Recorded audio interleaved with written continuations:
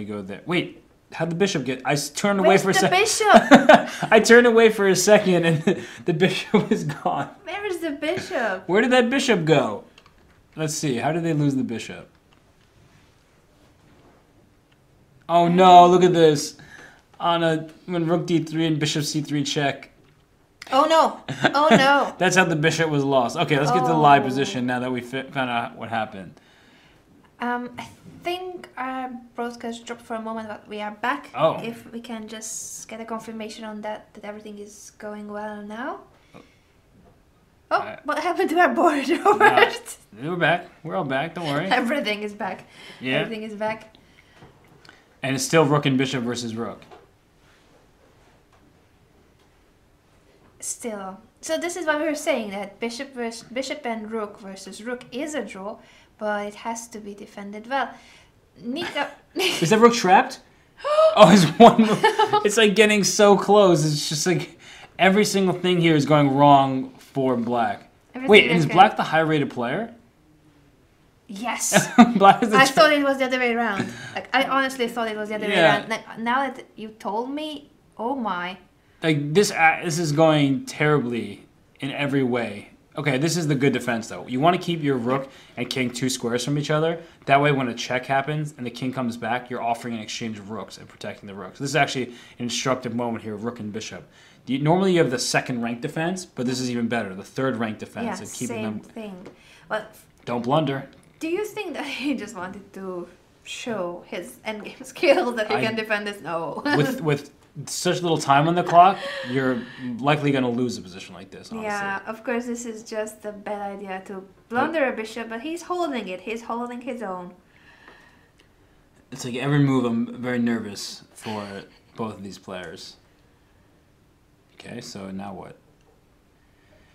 King back. Yep, this is a very good defense right now. As I said, keeping the rook and king, these 2 squares apart, is the excellent strategy in trying to defend this. Because anytime there's a check, as mentioned, the king and rook protect each other. And he goes back to b3, so this is the way to defend it now. You can learn a lot from this, but for that, better to keep the bishop on the board and not have to demonstrate your superior endgame skills. I'm not sure how this happened. I mean, well, I saw how it happened. I'm still shocked by what occurred here. And it looks like black showing very good technique after showing some very questionable technique earlier when it was much more level. And I see another game in time trouble, so I'm going to head us over here because 5 minutes for white in this position, 10 seconds for black, but checkmate is the immediate threat on g2. And so put a ridiculous position. White has 4 pawns for this knight. And so that, materialistically, speaking with these pawns in c5 and d6, should be winning for white. But I'm thinking about sacrifices on g3. And he didn't do it last move, and I'm not sure why not, because rook takes g3 certainly looked tempting. Maybe there was no perpetual, and black was, farther ahead in analysis than I was, but that looked extremely promising as an option. So now d7 is a great move, protecting g3. Nice. So queen d6 check is a way to trade queens. Though you always have to be careful of trading the queens. Yeah, and what happens with those pass pawns after queen d6, queen takes d6, c takes d6, double d pass pawns? Yep, but this one might fall, and then if that one falls, the second one would fall as well. So rook e1's a nice move. And where's the end? Where's the end of this game? Knight g6 shouldn't help because it blocks anything. Here, okay, knight h4, knight f3. Is a threat. But where can I just deliver the knockout? Queen c8. Wow. That would be quite a move. We were talking about this in the other game, right? That's quite a move. So rook e8's even stronger. Same idea. Leaves the back rank. So king h2, and there's no checkmates. No even checks that work. Yeah, so now d8 equals queen. Yeah, and white is winning. So very well converted by Surya Ganguly. This is yet another win for the Mumbai Movers. They needed it. They needed it because they were trailing in this match against the Stormbriggers. What? This game is still going on? Wait, this has to have been a draw. It's move 158. It's going to be automatic because of the computer, so they don't even have to claim it. Right. And this is getting close. It's like this king is about to come. Oh boy. Bishop f6. Uh-oh. Uh-oh, rook g5 check. It's Yeah, Oh, it's rook getting there. It's almost the winning position. Right, but it's rook almost... g5 is king h4, so thankfully that survives now. So king f7 is the move. How many moves they have played since? I think White's gonna win. I think White's gonna win this game. Rook g5 check. Go, it's winning. Yay! Rook g5, king h4, rook g2 check. Rook g5 check. Ah, yep, king h6, only move. And now you have rook. Rook g4. Threaten's made here. F5. Rook h2, rook f5. There's. Oh, how do you do this? I'm always forgetting. But he... Oh, wait. Check.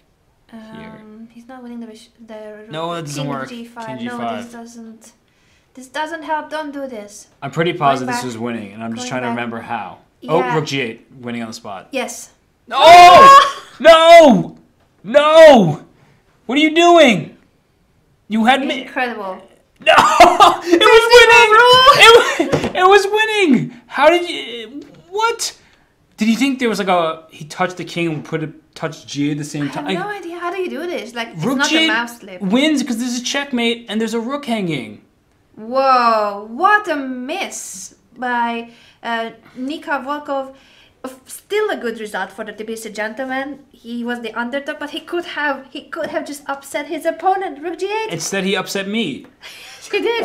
Like He why? did upset you. I mean, that is. It's not so easy to upset Robert, I by know, the way. So congratulations. I'm a very calm, cool, and collected individual, and right now I'm all sorts of flustered. That is.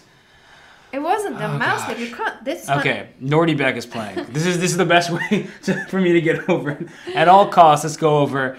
Yeah, we need a moment to I'm gonna drink some recollect water. ourselves. Can Yeah, you? good idea. Good idea.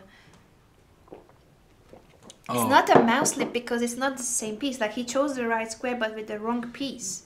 How do you do that? I don't want to talk about it. Okay, let's focus on Nodirbek Adusattar, one of the youngest grandmasters in the world. But now, as we know, grandmasters are becoming even younger. One of the latest news from India has been Gukesh D becoming a grandmaster at the age of 12 years and 9 months and 11 days.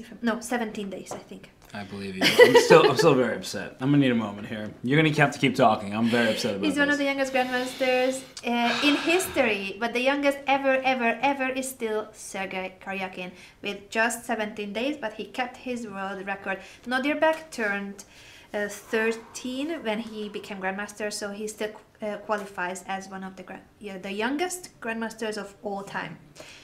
And now Gukesh, right? Just Yeah. second youngest. Second youngest. And Nordy is third, fourth, something. Because Prague might be third, and Maybe he it's slipped all back to very fifth, close. but Yeah.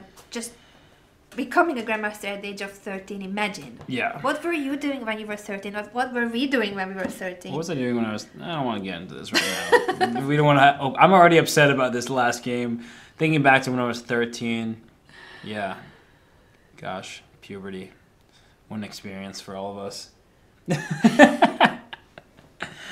Shout out to everyone watching. This is week 3 of the Pro Chess League, the Eastern Division, and we are almost 5,000. Just when I say we have just hit 5K. So thank you for tuning in. Grandmaster Robert Hess, and this is me, Anna, the hamster. I learned that I look like the hamster in Fortnite. Wow. I don't know if that's a compliment. Is that a compliment? I take it as a huge compliment. Okay. Then if it's insulting, I want everyone to stop. No. Apparently that hamster in Fortnite is always happy, and that's why they named it That after makes a lot me. of sense. Okay, well then I think this works. This definitely is going to work here. And, well, speaking of work, Nodirbek is getting worked right now because Harshit Raja is up in exchange. These are 2 passed pawns here. You can't take this pawn on c4 because rook c1 check comes in. Okay, rook c1 check, rook c2 check. Check. I can't quite push this pawn yet, but a move like rook b2 to pick this one up is more than good enough. Yeah, these knights are funny, right? They just keep coming for some fake attack, and then this bishop can come to a4, forcing the king away, and that's all. Okay, king f6 also wins one of the knights. Big threat, game, set. Well, not quite match, because still match time left. Okay, and the Armenia Eagles, their games have just gotten underway. Yes, we are going to check those, but they are still in the opening stage. We have so many matches to cover, as you guys can see. 4 matches, 8 teams in each and every division. And all the matches are very close, except for the Tbilisi gentlemen, who are really just crushing the Moscow Phoenix in today's match. Not very gentlemanly. Not and by the very way, gentlemanly. Hikaru just said, Anna! With 2 exclamation points. Hey! Shout out to Grandmaster Hikaru. You guys should follow his channel and subscribe to Hikaru because he's got the best emotes out there on Twitch chess channels. I hope Hikaru was watching that rook and bishop versus rook position. You think he was watching? I don't think He's so. in Gibraltar already. Yeah, but he would have said something in the chat if he'd seen that. Yeah. Ridiculous position. Yeah, those of you who were wondering why Hikaru is not playing here in the Tata Steel Chess Tournament, he is in Gibraltar to defend his title. He has won the Gibraltar Tradewise Chess Festival so many times and he will aim to win it yet again. So root for Hikaru in Gibraltar. Yeah, I think he won 3 times in a row officially, and he tied for first the 4th time. And look, here's a card. Did somebody lose rook and bishop versus rook? No, they drew, but it was a winning position. It was a winning position, and then it was the 50-move rule. But he could have taken the rook before the 50-move rule. He didn't realize. I don't even remember who was playing anymore. I'm over it. I'm over it. I've forgotten. But yes, Robert is still in shock. He is a 3-time champion of Gibraltar, and then he tied for first in the 4th time and lost to Aronian in the... Let's not remind Hikaru about that. He has won many times, and he's gonna defend his title this year too. Oh, okay. Wow, you're certain. I don't even know who's I'm playing certain. besides Hikaru. Who cares who's playing? Just kidding. Of course, it's a very strong open tournament. Yep. Levon is there, Maxim Vachier-Lagrave is there, and we're gonna be watching. But at the moment, we're here in Vaikanze. Well summed up. I will try to watch while I'm doing commentary on this tournament. You now, since you do the first half of the Vaikanze, you're more free to watch. I'm jealous because I love the Gibraltar tournament. I love the big opens, honestly. Just really phenomenal to see a chance for grandmasters who are not so high rated to play, super GMs, and really just for anyone to have a shot at playing the world's very best is really nice. I agree. Well, the Pro Chess League has similar intentions, right? So we see even better. I think the Pro Chess League is the best if you are a lower rated player, club player, IM, FIDE Master, whatever your title is, you get a chance to play against Hikaru, Magnus, Maxim Vachier-Lagrave, Fabiano Caruana-Vesely, so all these star players. Vishy Anand also played in the previous season for the Mumbai Movers, for instance. So top 10 players. How often would we get a chance ever to face them? Not even in a simul I get a game. Yeah, in a real game. It's amazing. And I think that, we see some upsets. It's really fun for everyone. In this game, this is Vlad Dubrov, who's well known to anyone who follows chess online. He's an incredibly strong player with 4-0, I believe, in the first week. Yeah, and he played in the Tata Steel Challengers a few years ago. Yeah, very well known in the chess community. And right now with the white pieces, he's up 1 pawn here, but he should be worried about this pawn on h2 because that's 1 square away from promotion. That said, it looks like black has absolutely nothing in terms of shelter around the king because the king's on f8, there are no pawns around there. So if white could get 2 moves in f4 and e5, but wait, now there are 2 minor pieces under attack. Is he going straight forward with queen b3 check? Is he just going brute force approach? It looks like brute force approach. Let's calculate. King takes f7, queen b3 check. Where do you go with the king? I don't know if it matters. That queen's running right into e6. Queen e6 pre-move maybe king e7 to d8. Just hide on d8. Can you? Okay, so I'm gonna just queen g8 to king e6, king d8. Luckily for black, so many pieces protect this square. But actually, after king d8, queen g8 check, knight f8, there's e5 as a distraction. That's what's gonna happen. Queen g8 check. Do it. Do it. And flag your opponent in the process. Right, just go queen g8 check. 9 seconds left for black. Yay. Okay, don't listen to me. f4 is probably really good here as well. Just distracting some of the pieces. But yeah, queen g8 check, or e5 right away. One of these moves, just distracting the piece from the f8 square, so that when queen g8 comes, there's not enough protection, and I can just take on f8. Yeah, that should be the right idea. Rook d1 is not working because this h2 pawn unfortunately is tying down the rook to the back rank. So white cannot activate the rook. Oh. Yeah. That's a free piece. Take it! Free stuff! Take it! Free stuff. I'm gonna use my emote. Do you have a free stuff emote? I do have a free stuff emote. I don't know enough about your emotes here. I'm waiting for it to appear in the It's one of my best emotes. And the chess bay emotes. Those are my favorite. Whoa. Oh, I love that. And a pawn grabber. I like this. I am a pawn grabber. So have you seen the emote I'm using? Yeah, I'm seeing it right now. You're looking at it. Do you root for the Pittsburgh pawn grabbers? I can't root for anyone, but I'm a pawn grabber. Okay. But you root for Hikaru, and Hikaru's playing in the Pro Chess League. So even though you're rooting for him in Gibraltar, as I see some it. Hikaru emotes now that you have mentioned. What's going on in this knight endgame? So black has 5 pawns, white has 4. So white's down a pawn tech. Wait, what's going on here? Why e6? Okay, the pawn e5 was under attack. So e6 is played, so after pawn takes, knight takes his check. You take back on f5. But black should be winning this endgame. So pawn e6, knight e6 check. So this knight will land here. Okay, now it's definitely landing there. And after king, I don't know where my king belongs. Robert, I'm in shock. I lost my subscription to Hikaru's channel. I need to resub. Oh, I wanted to use the emote, but I don't have a subscription at the moment. I need to resub. Hikaru feels bad, man. I know. I need to resub. I'm sure someone's about to gift you a sub. No, I'm gonna resub myself, but I can't. I'm on air. I will do it after the show. Yeah, I mean you can technically do it. I don't have the emotes. No one will see you do it, but you're about to get gift subbed over here. No, I didn't say it because of that. I normally subscribe myself to channels unless people are faster. I just meant that I wanted to use Hikaru's emotes and I can't because I don't have access. Okay. Is white about to win this game that white never... So 95, you have to play this because... Why is my arrows... 95, stopping f7. Because if you play g3, the way I see it, g3, f7. g2, knight d4 check, and then you probably should... Yeah, there's 95. The safe approach. And f7 is stopped. This pawn is trying to roll. This king will take on c5 as soon as this knight comes back to protect against the passed pawn. So, at the very best, white will try to hold a draw here, but black is clearly the one pushing for a win. That's what I'm seeing here.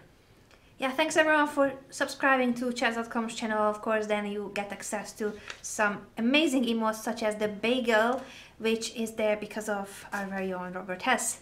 Oh yeah, you want me to use the bagel right now? Yay! Poggers for the bagel! Bagel's always coming out, right? They say sun's out, guns out. What do they say for bagel? Something now, bagel's out? I need something that rhymes with bagel. What rhymes with bagel? Sean Nagel's out playing in the PCL, so I'm throwing my bagels out. There we go. Amazing. You're the one with the backwards cap. You're supposed to be rapping for us. Said you're making me drop the rhymes here. Just lay me down with a sick beat and then we're good. Yeah. I love it. I also like the suggestion in the chat that we should write poggers with a bagel except instead of the O, we should use the bagel emote in poggers. So you write poggers, but instead of the O, there's a bagel. What do you think? Maybe. I don't want people stealing my bagels. Those are my bagels. These are your bagels. I brought up the Armenia Eagles match because they're in the third round of the match, and right now it's 4.5, 3.5 in favor of Armenia. And Armenia in this board, Anna Sargsyan with the black pieces against Naranyan, SL Naranyan with the white pieces. So a 240-point rating advantage for white in this game, for the Delhi Dynamite. But black's position looks okay. This knight on f5 is menacing. It threatens knight d6, threatens g7, and knight d6 is not a possibility. Well, it's possible, but I can take it and then take your queen behind it. And so you won't be necessarily thrilled about that happening. Although it still needs to be calculated because... The c7 knight is also hanging in that variation. Exactly, right? Just by this here. And this rook is tied down to the queening square, but also this pawn. So it's sort of uncomfortable for black to enter a position like this. The s7 pawn, d5 pawn, the maybe c7 knight b6 just kind of holds for now. Though I don't know. Something about having this pawn on c7 really concerns me. A move like c4. Ooh, I like it. I'm inspired by Vichy because Vichy played the c4 move yesterday with the pawn on d5. If d takes bishop b7, if knight takes bishop takes d5. Yeah, or bishop d5 or just take on f7 right away, right? Because that rook is tied down here. But yeah, taking with the pawn, that feels bad, man. Feels bad, man! I was so proud of you that you told Sopiko feels bad, man. Like she's now full Twitch vocabulary. Yep, I'm happy to help Sopiko join the Twitch crew. She should, and she should have her own channel. I'm on it, guys. I'm on it. She will pass first her Dutch exam, and then we're gonna make Sopiko start streaming. I'm all for it. Geary family stream. Oh, even with Daniel, that'd be cute. Yeah. Well, that'd be awesome. And right now, Zavin, I saw that red little dot here on his connection. So maybe having a little bit of connection difficulty for Zavin Andreasyan, but okay, he's back. And with the white pieces up 3 minutes, so that's the first thing I like. The second thing I like is he's the one with the passed pawns here. Oh, he's also up a pawn. The math thing is not happening today. Yeah, just, not for me either. It yeah. took me 20 seconds to actually realize there's an extra pawn. Extra pawn, extra time. Also, he's a little bit higher rated, but when you see two 2600 GMs, you don't really compare. It's 20 points, 30 points, 10 points, whatever the difference. This is the same. Yeah. And so I guess what's black trying to do to hold on here? This knight, so if you go c4, which is the first candidate move that comes to my mind, to push a pass pawn, I think, does this knight come quickly to f4, spying on g2, maybe coming to d3, it's sort of annoying white setup. And the bishop on e4 is very well placed because it controls the queening square, the a8 square, while applying pressure on the king side and just on the great diagonal. Okay, so if you take... Takes. This pawn is hanging, so even if I take c2, I lose e5. But I think that trade-off is good for black. The 4-on-3 on the king side wasn't a big deal for black, but what was a big deal was this 2-on-none on the queen side. So at a4, at some point soon, I actually would have considered a4 even before taking on e5, because a4 allows me to start really pushing my pawn forward, though of course it makes sense to take a pawn that's free. Interesting question is Gupta going to trade on b1? Or no, he decided not to, but he can do it anytime. Yeah, and he can park a piece on a4 to stop that pawn. Yeah, with such active pieces, it's likely that Gupta will manage to hold it, but it's still not a pleasant task. How is it on the other board? How are the eagles doing against the dynamites? Okay, so we still have... Oh, so something totally different happened in this Narayan and Andreas, and we were just looking at Sargsyan game. Narayan versus Anna Sargsyan. Anna Sargsyan, just a reminder, she has been one of the most successful players on the Eagles team last week. She scored 2.5 points, being the board 4 player. That's an impressive score. Board 4, playing against the exact same players as her teammates. Yeah. And she still made the same score as Zaven Andresian and Parham Maghsoodloo. Especially when you're board 4, like Anna Sargsyan's 23-30, you kind of want 1.5 points and hope your top board score a ton. But when you get 2.5 points from your board 4, you're very happy. And honestly, right here, her position is great because in the starting position, even material, and you have to be careful about f7, but b2 is a bit of an issue as well. So this knight d6 move is very strong.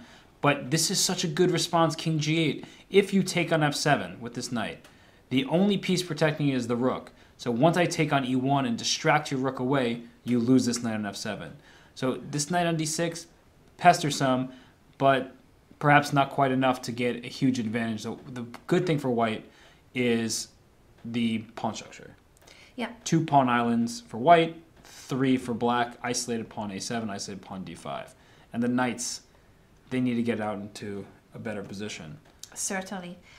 GM Sleepless is asking about Artak Manukyan, who is the captain of the Armenia Eagles. He is on the roster and he's going to play games for sure, but not in this match. They can only choose 4 players each week, so Artak decided to sit out, but I'm sure that he is following all the action, or probably he's there with the players, because I believe that in case of the Eagles, they all play from one location in an actual physical club. Yeah.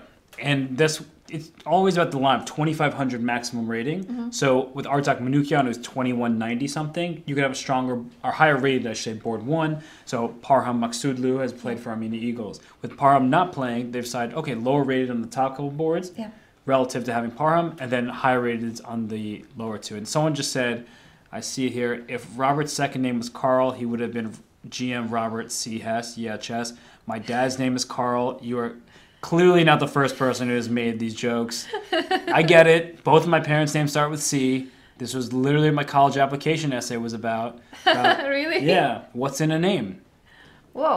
Yeah. You gotta tell me more about it. Yeah, I will. Over dinner. Oh, okay. Okay. Are you buying or? I think we're going to the Italian one more time. And now that we mentioned dinner, I just wanted to add, as a side note, for those of you wondering how is life in Vaikanze, yesterday when we went to the Italian, it was full. But luckily for us, Magnus Carlsen finished his dinner right in the moment when we entered, so we actually get to sit at the exact same table where the world champion and his family were sitting a minute before. Peter Heine, were you? Yep. You sat on his chair and I was Magnus. You were Magnus. I already look like him. I made a video with Huda. I saw that. Scared me. I know, it's really creepy, right? I didn't like it. It scared me. I mean, I liked it, but like it was really kind of making me feel uncomfortable. I can understand you fully. I can fully understand that. So, who else is playing this match? Okay, I see Tarini Goyal playing against Sean Sargsyan. And with the white pieces up in exchange, but down how many pawns? 7 pawns for black, 3 for white, is that right? Oh. That's a lot of pawns. Oh, yikes. Because these pawns feel like they're also just going to start promoting soon. And this bishop is extremely well placed, defending the c1 square, also eyeing an attack once this knight moves away. Yikes, this is... So Sean Sargsyan should be winning this for the Armenian Eagles. I don't even see counterplay for white. And someone's asking why there are 2 Moscow teams. Because they qualified. Yeah, they qualified. Yeah, you need to earn your spot in the Pro Chess League. So they both played the qualification tournament that we covered with Robert back in 2018, and they were successful in qualifying. Yep. And Armenia Eagles did not have to qualify, nor the Delhi Dynamite, because they played very well last year, particularly Eagles, who won first place. And I just saw this move, Rook B2, being played, and that's why I turned back this game. You're leaving your knight on pre here so you can capture it, but then Bishop B5 kicks the rook from the defense of the bishop. And so black felt like this was a better way to hold on to this endgame. And I think black is doing very well to hold on here, because it's that 1 extra pawn with his outside A pawn, but it's stopped in his tracks. There's a bishop blocking its progress, a rook about to tackle it from behind. It seems like black is doing very well to hold here, and a couple moves away from just getting it. Yeah, although black this is is doing a good very move. well with such active pieces. Rook B1 I like, of course. Rook B8 and the F7 pawn is the target, the black king in general. So there's still life in this position. F6, so that the pawn would not be hanging after Rook B8. Maybe knight c4 just to protect it, or Rook B8 check first. Rook B8 check first. To I like kick the force king and then H7 and then he doesn't like it that Interesting. much. I wonder why saving the check. Perhaps just maybe he no just rush. says that the king on F7 is not well placed either. Rook B8 and Rook B7 steps into knight D6 too. Oh, and actually Rook B7 now with ideas with knight here. Yeah. Right? Just bring I that like knight it. to F5, hit the G7 pawn. In fact, black is sort of kind of asking for that to happen now with Rook C2. You're kicking the knight away, but once this knight gets there, I don't know why this arrow keeps doing that, get to F5, anytime you see this pawn structure with F6, G7, H6, I always think, how do I get my knight to either G6 or F5 on the light square to take advantage of it? By the way, Sean Sargsyan did win the game. Ended up being a victory by resignation because, well, that's a problem. For obvious reasons. So it is then still quite a lead for the Eagles over the Dynamites. We shall see if the Dynamites can fight back on other boards. And in the last round, another match that is very nicely played so far for, well, in a sense that it's almost decided. The Tbilisi Gentlemen are winning their match. It's crazy. Versus 5-1. the Moscow Phoenix. Incredible. That's a very impressive score. Well, they only play the first 2 rounds. And you're very happy because Jabawa was your pick, right? Well, I picked Mr. Jabawa, yeah, but I don't know how he doing personally. So his team is doing very well, but I guess it means that he's also... Most likely, unless he's the only one who lost. In which case you're like, why couldn't you be why couldn't you give me my fantasy points? Yeah. In this game between the Dynamite and the Eagles, looks like it should be a draw. These pawns are really ugly. I mean, it's not every day you see the checker-like pawn structure, right? The opposite it looks like checkers. Yeah, it's just very strange with these pawns on b4, d4, f4, h4, but the black king can't approach, right? What this black king would love to be is over here on e4 or g4. I mean, this takes forever and a half to get Forever and a half. Right? You know, like when people say, oh, this infinity, and then like infinity plus 1. So it's like, forever and a half. I like it. I That's your philosophical statement of the day. I've tried. So yeah, this king is not getting anywhere. I would love to get to c5, but even if he gets here, so just go king d6. Yeah, this is a draw. And so if this is a draw, that is still a lead for the Eagles. They are up 2 points in their match versus the Dynamites. Remember that once a team reaches 8.5, it means the match is won by that particular team, but it's also about how many points can you collect. So in other divisions, for instance, the Chessbrahs have been doing extremely well because they didn't just win their first 2 matches, but they also collected many board points. Yeah. And that adds up in the end for the standings, so the board points matter as well. Yep. And so we see in the other game between Armenia and Delhi, well, okay, Black's still trying to hold on here. Ooh, well, now the rooks are traded. I feel a little bit better about Black's chances. I guess there's still a potential issue. Of course, the A-pawn is what you're trying to use to promote, and so if you can start kicking this bishop and then pushing the pawn, you'll be happier. You definitely do not want to capture this because you get rid of this bishop, sure, but then you have a lone bishop against a knight, and the best thing about a knight is that it can change colors. Mm-hmm. Bishop will have to stay in the light squares, and so that should be pretty easily one endgame there. So should we go on to a different match because we've been... Yeah, we can maybe switch to the Mumbai Movers versus the Volga Stormbringers, which is right now a tie, 4.5, 4.5. Okay, so let's see, I know, where all... Yeah, let me help you. This is one of the games, got it. Between Harshit Raja and Mikhail Bryakin. And what's happening here? Is F4 about to just blast open the king side? Mm-hmm. Yep. And it's happening. It's very logical because G5 weakens the black king and F4. You need to tear up that king side, open the F file, weaken the G5 pawn, get access to this G8 king. What do you think about that piece? Is it even a piece? It's a great question, right? Unemployed. Typically, the problems I have in some openings of the French is that you get some Excuse me? You get some bad pieces, right? You get a bishop stuck behind a wall of pawns. Here in this Caro-Kann, I don't know what went wrong for black, but there's a knight on b8, which is not good, especially, look at the counterpart. We talk about quality of pieces. The knight on d4 is doing extremely well. It's nicely placed in the center. It helps a push with pawn f5, puts pressure on e6. This queen can just run from d1 to h5, and we don't like double pawns, except for the fact that double pawns leave a file open. So if this king can come to f2, rook to h1, there's going to be more problems on the king side. I fully agree with you, and luckily this has been the Caro-Kann defense, which is not the French, is not as good as the French. Yeah, it's the better French. No, I'm kidding. Of course, the Caro-Kann is very similar to the French defense in terms of structure. I like both openings, but this hasn't been the best Caro-Kann defense in the world for black. No. Can I get some water now that we have managed the French defense and I'm running out of you're now. Thank you. You're not sad? I'm very sad. I seem so polite. This is great. You're very polite. You're giving me... I still need to show the box of chocolate. I have brought it. It's in... It's okay. Yeah, later, maybe when we have a short break. I don't know if there's any break, by the way, but if we have a short break, I'm going to bring the box of chocolate. Okay. I'll gladly eat a chocolate. That I got from Robert. Yeah. From Belgium. Yep. And, okay, I went over to the Armenia game just because I saw pawn on d2, but it doesn't look like that pawn... It doesn't look like it will last too long, especially with g4, allowing king to e3 to come without knight f5 check being the response. And there's no e4. Is that rook trapped? It looks like. King e3. I was like, oh, king e3. King e3. I was like, king e3 is the threat, but that rook is actually trapped here. And not only are you winning the pawn d2, but if that's the threat, then yikes. Oh, what? Okay. Oh, the rook has the f4 now protects the f4 square. That was the only way to save the rook. And the other would have been to move away the d6 knight, but yeah, g5 is a logical move. I think just king e3, the rook will come to f4, and I just put my bishop on g2, take this pawn off the board. That's pretty much it. Okay, bishop e2 also the trick. Rook takes d2 is possible. You lose your bishop here, but you gain this knight here.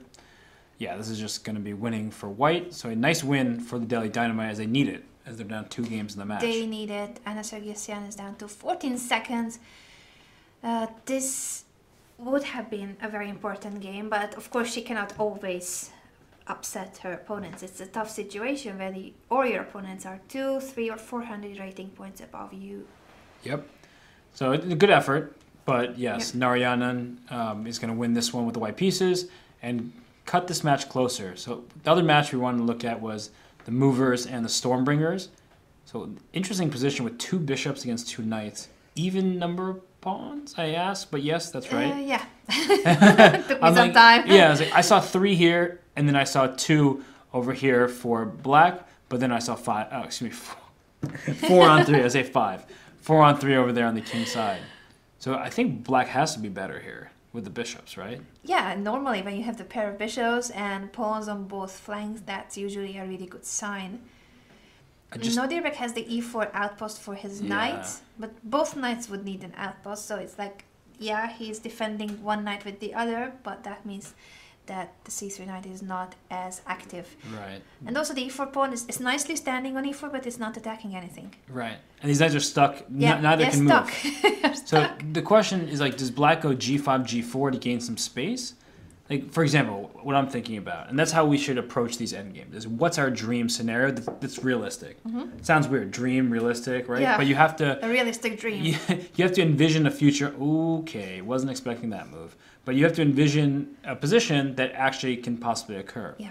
So I was thinking that if this pawn went to g4, let's put this back here, like g5, g4, and maybe even g3 with check if you don't take me, because you want to keep the pawn f3, protecting that on e4.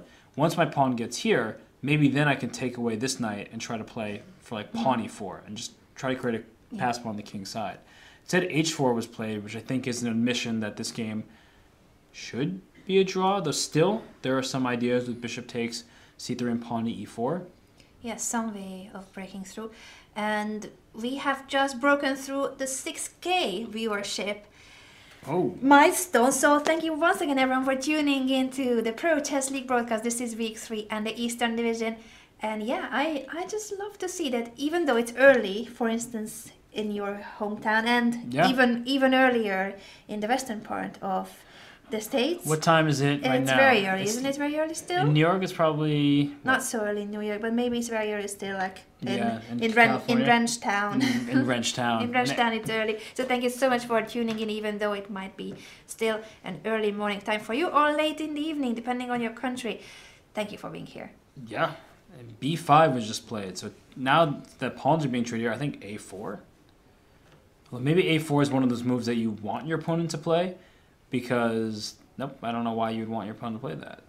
It looks like a4 is a pretty decent move here. I guess if you play a4, this king can somehow run its way over to the queen side. And that's potentially a way for black to make some progress. I don't know why this pawn went to h4. Yeah, we don't know why it happened, because it also gives up the option of going g5, g4, just trying to break through on the king side. Ganguly may have felt that he needed to fix the king side and then rush to the queen side, but it's, questionable in this moment if it's helpful for him or not. Right. And I see that the game between Gupta and Zavan Andreasen in the other match, Indian match, the Delhi Dynamite versus the Armenian Eagles, not many pieces remaining. No. So it looks like Gupta trying to keep his team only 1 point back, and he's doing very well to, I think he's holding this at this point.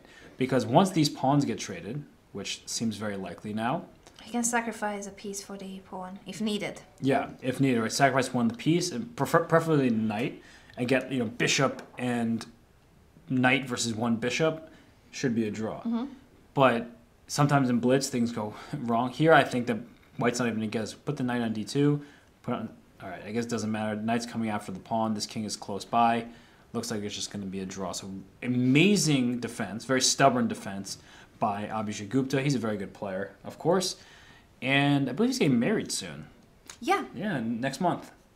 So, are you invited to the wedding?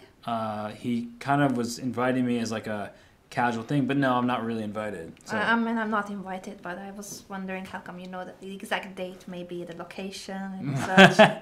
And I was trying to invite myself. No. I've actually never been to an Indian wedding, but I hear they're amazing. I've never been to India. I need to visit India. I see it's 10 p.m. in India. In other parts of India, it's 10:30. In California, it's 9 a.m. and in New York, it's noon. It just goes to show how international our audience is. You guys are tuning in from all parts of the world. And yeah, this is the Eastern Division, but the Pro Chess League is about teams from all over the globe. Absolutely. Including from Tbilisi, Georgia, from Moscow, Russia, which is, the matches that we're looking at today. Yeah. So it's pretty nice to see teams from everywhere. Some places it's late at night, other places, nowhere it's too late. Right now. Well, if you count 10 p.m. as late in India, it's not. Well, in Australia, it should be later. Yeah, but like 4 in the morning is late. It's early. Yeah. No, it's also late for me. Like I count it as it's still the same day, but it's Monday morning, and in California, for instance, some people haven't even got their coffee and they are here hanging out with us. So I do appreciate that you're spending your Monday here on Twitch and with chess.com's Pro Chess League. Someone's from Australia right here. You see, 4 a.m. Whoa! Shout Radio. out! Shout out to everyone tuning in from Australia, and shout out to Eric Rosen, who is in Thailand at the moment. It's midnight in Thailand. And I've been craving some Thai food. We wish we were in Thailand, yeah. Eric. I've been craving some Thai food, so... Check out absolutely. Eric's channel as he streams about the Pro Chess League very often. So make sure to follow his channel and subscribe to Eric, even if he's in Thailand giving us lots of envy. You know who's playing black in this game? This is the player, Nika Volkov, who messed up the rook and bishop versus rook.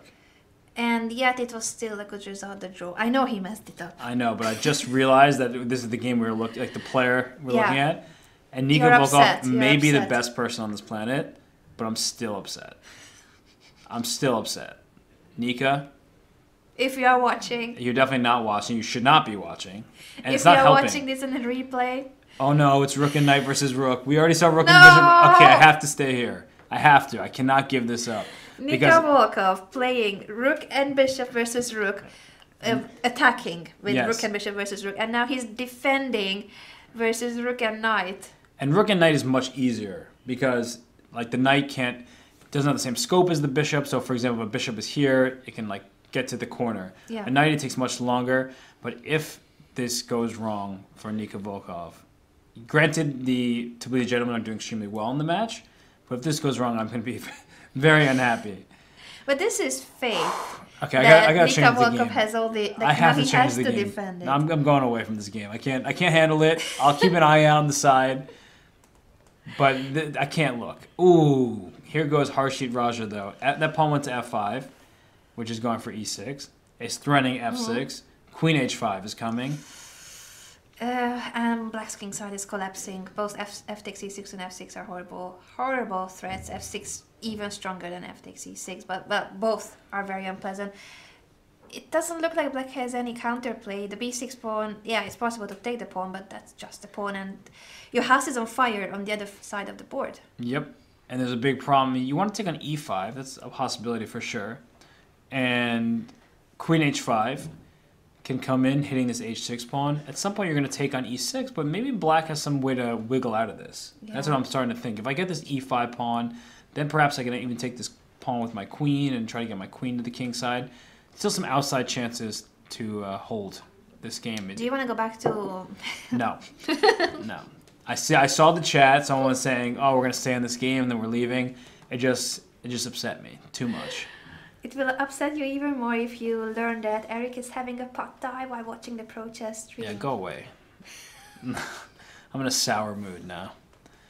This is just... Don't worry, Robert. We are going to the one and only restaurant in Waikanze after the broadcast. I love it here in Waikanze. I will say nothing bad about this lovely town. No, and we love the Italian restaurant. The one and only Italian restaurant. And this tournament is phenomenal. I mean, it really is the Wimbledon of chess, as they say.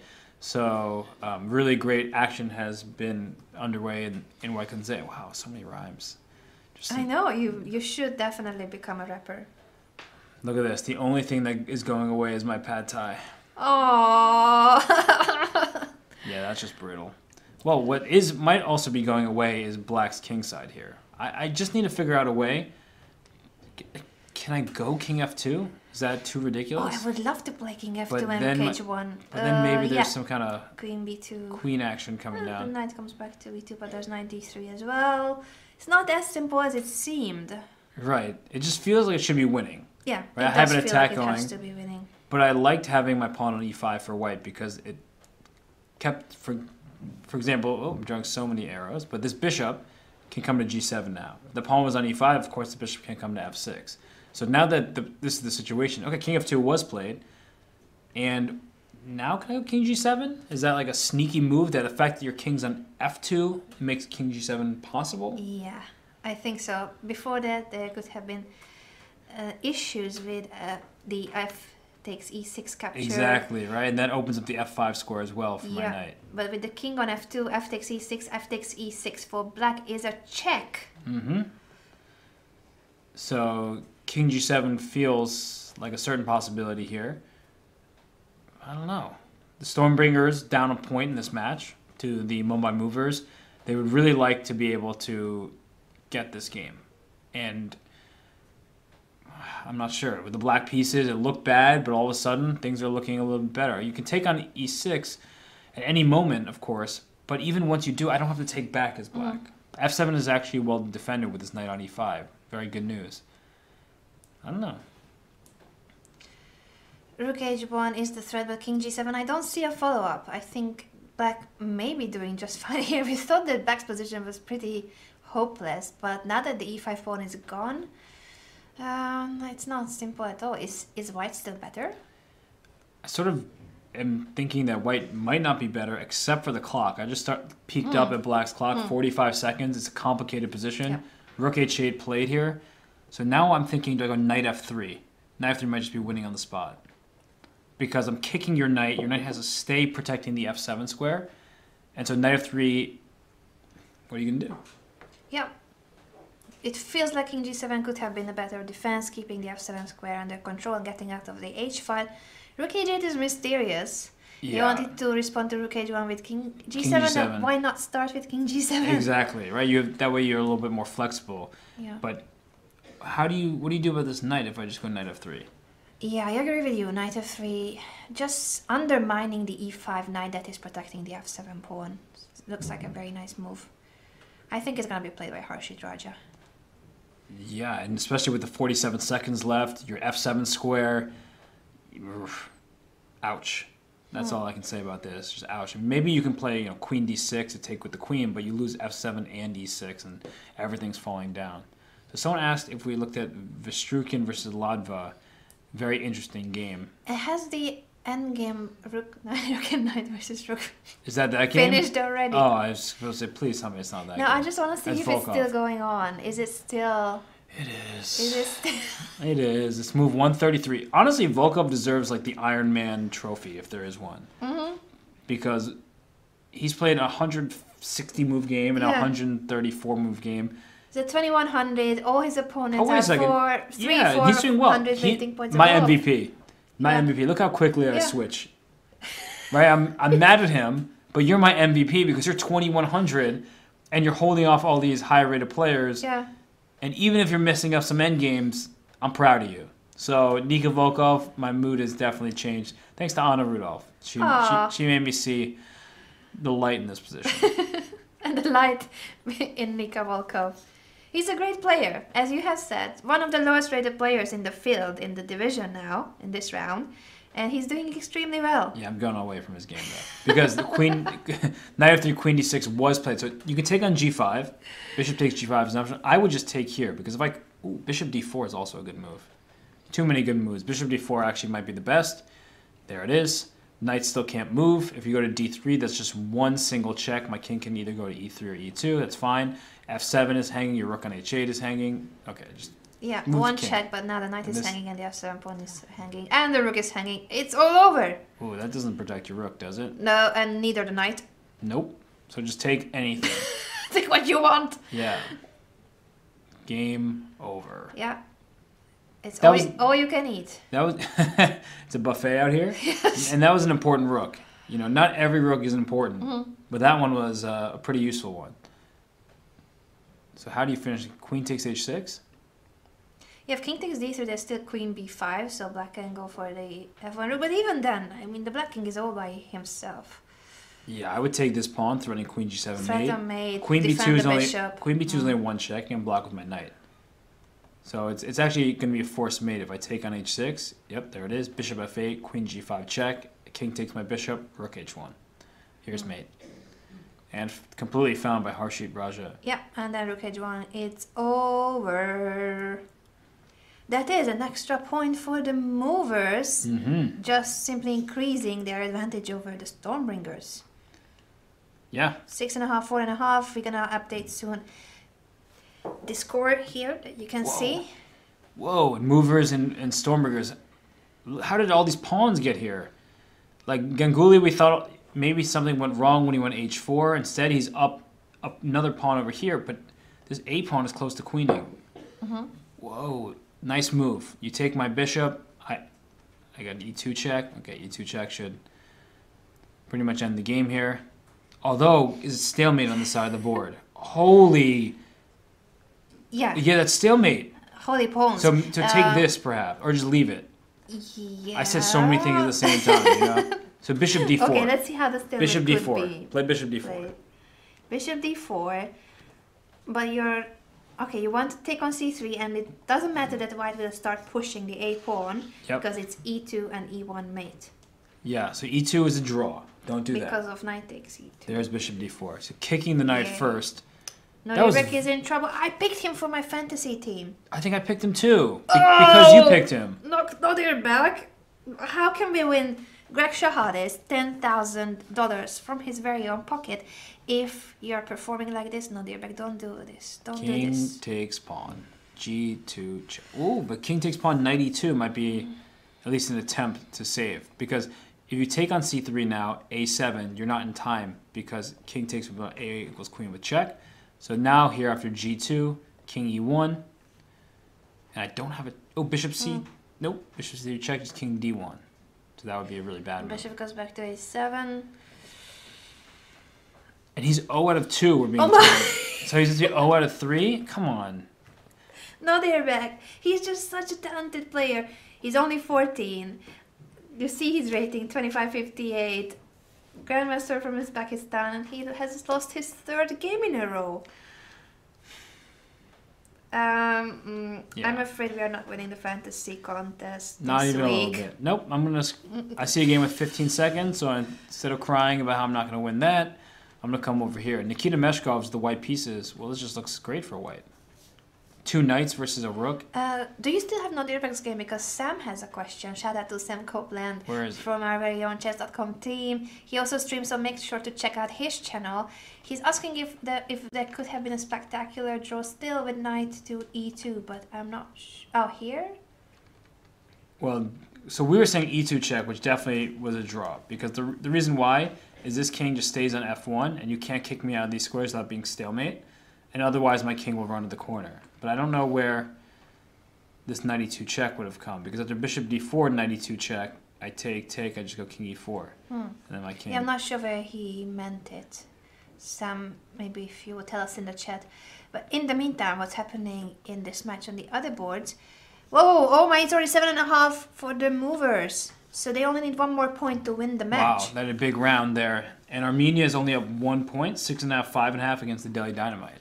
Yeah, that's a close match, as well as the other matchup. The Moscow Wizards versus the Estonia Horses, only a point between these two teams, while the Tbilisi Gentlemen are rolling 6-2. And I pulled up Jan Elvis with the white pieces against Alexander Kostenyuk, chess queen, who is streaming on Twitch right now, so you can hear her thoughts. Yep. But she in has... Russian, I think she's streaming in Russian. So first learn Russian and then... No, but you should definitely follow and subscribe to her channel because she does stream in English as well. So Sam Copeland says, I still don't know how you stop white from shuffling king e2 to f1 there. And I'll show you how. Because let's say I go bishop d4 and you give me this. I'll go king here, and it's not stalemate. So king here, I give you... Okay, I can also just put my bishop back, but the point is, like, where's your king going? If you go this way, I can just give you this check, and that's going to be a mate. But... we'll get back to that, see if there's... Yeah, it was a very interesting endgame, of course. This knight versus bishop. It looked like there could be some kind of a miraculous stalemate. Ooh! Speaking of miraculous, wouldn't that have been bad? That would have been a feels bad man. That would have been a feels awful man. But instead... feels horrible man. Feels the worst. Okay, I can't overdo that. Vladimir Dobrov lost on time. What? But his position turned really bad. But, well, also, we looked over here, and all of a sudden he lost a rook. Oh, look at that tactic! Whoa, back rank mate. So Black thought he was being clever with rook takes e3 with a pin on the pawn f2, but after knight f5, there's back rank mate, and this rook is just hanging. Yikes. So that is a nice win for Nikita Meshkov for the Estonia Horses. Wow. And that means 4.5, 4.5. Yeah. Is the current score. And I guess we should focus on these Armenia game matchups versus the Delhi Dynamite because they're in the fourth and final game match. Yeah. And I look at this position with Pentala Hari Krishna on the white side of this against Zavin Andreassian. Rating advantage for Hari Krishna, one of the best players in the world. Zavin, very experienced in this quick time control. Of course, he was the leader of the Armenian Eagles championship winning team a year ago. And when I see this position, I see two bishops versus knight and bishop. And I see that this e-pawn is backwards. Mm-hmm. But I also think how difficult it is to make progress, especially with black controlling the open A file. So, I don't know, do you have experience in positions like this? Not much, but I always feel like when I analyze these positions that I like white's position because of the more space, but then when I end up searching for moves and plans, I don't see much, except for if a breakthrough works, like c5, but we shall check. Does it work? He wants to play bishop b5 next move because of this pin. So, one of the pawns takes on c5, b takes or d takes. Then bishop b5, you gotta protect the d7 knight. And do you play rook a7 maybe? Yeah, let's check that. Let's show it on the board. So sorry. captures on c5, bishop b5, rook a7, not rook e to d8 because then rook takes e7 Yeah, was I don't want to give possible. up that pawn. And now I don't see a follow-up because if you take here, don't I just take back? I feel more or less okay in a position like this because in order to get my c-pawn, you have to get rid of this knight. And perhaps that's all right for... Oh, I see you with 10 seconds left. Ooh! There's Lushenkov versus... I'm already forgetting the name because it's not showing. Yeah, Tarantul, one of the... Chukavin, is that right? Chukavin? Estonia horses is Kirill Chukavin. He's 2287. You can see the rating there. FIDE Master playing for the Estonia horses. 2 seconds. Okay, made that move with 2 seconds left on the clock. And black... What I like about white's position is this a-pawn here, advance. At some point, if I can trade queens and push b5, I'm pushing my pawns through. So it looks like you can't create a passed pawn because this pawn is too far advanced, but you can just sacrifice it and try to make a queen down the a-file. And rook c5 is a good way to start that. Black has 3 seconds.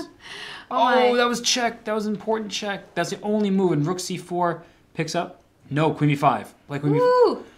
Tactics. Pin emote. Yeah, so many pins. Pin this way, pin this way. Pin. Pinning and winning.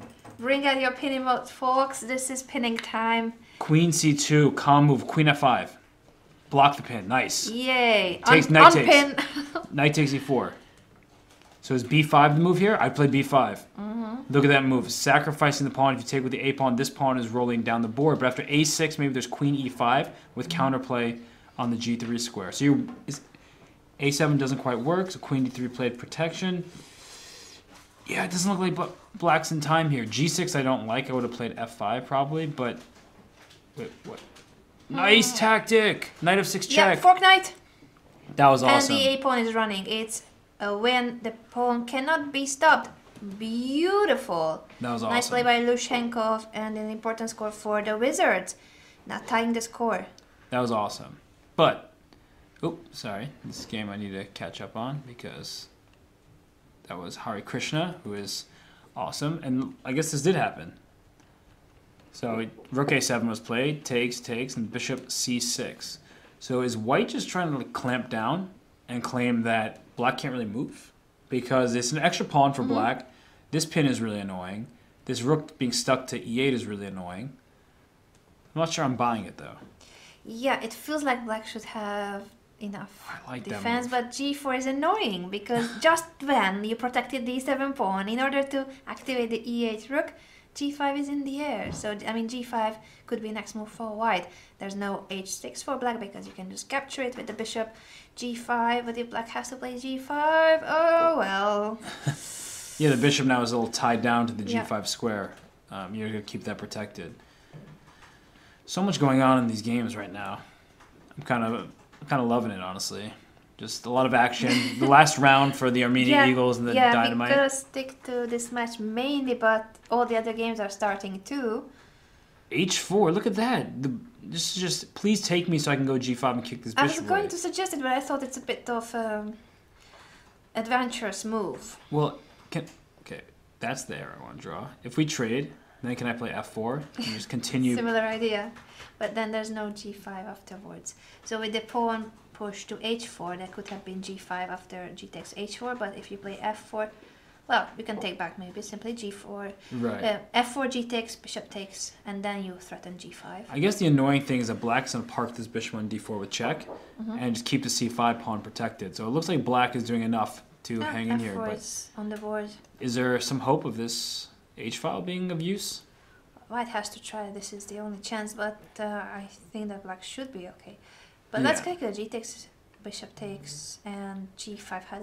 How do you deal with that threat, or just simply bishop d4 check? Yeah, I guess I don't really care if you play g5 because now that we've traded enough pawns, I don't feel threatened on that side of the board. My bishop will just sit on d4 with check, and didn't have to be check, but I'll just sit with my bishop there, protect c5. Then I don't know how I'm gonna protect e7, but I don't know how White's gonna make progress either. So I saw another game looking interesting in this match between Mkhitaryan and Abhijit Gupta because White is up a pawn, but is a little bit pinned down for the time being. This bishop on b4 pinned to the rook on b3. It's very annoying. So that makes moves like knight c5 an annoying threat. If that comes in, this rook feels uncomfortable, especially with that knight coming to d3 attacking this bishop. So two pawns up for White. I said extra pawns. Yeah, 2 pawns, and the d5 pawn is a protected pass pawn, by the way. Shout out to everyone donating, giving us bits and all sorts of funky emotes. Thank you so much for your support here on chess.com and supporting the Pro Chess League.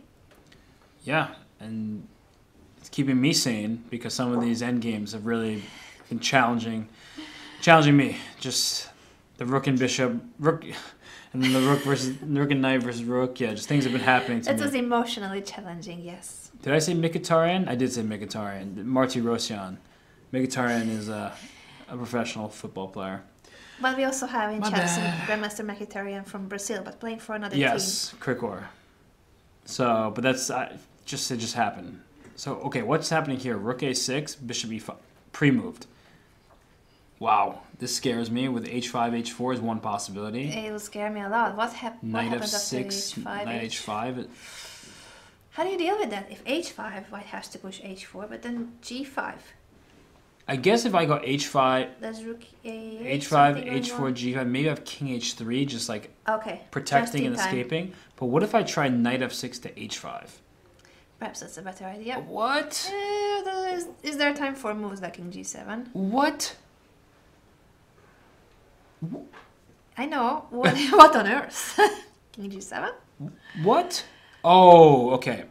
If knight f6, rook a8 check, and then knight e8 check, forcing the knights off. That makes sense. So I take my what's back, but that's annoying.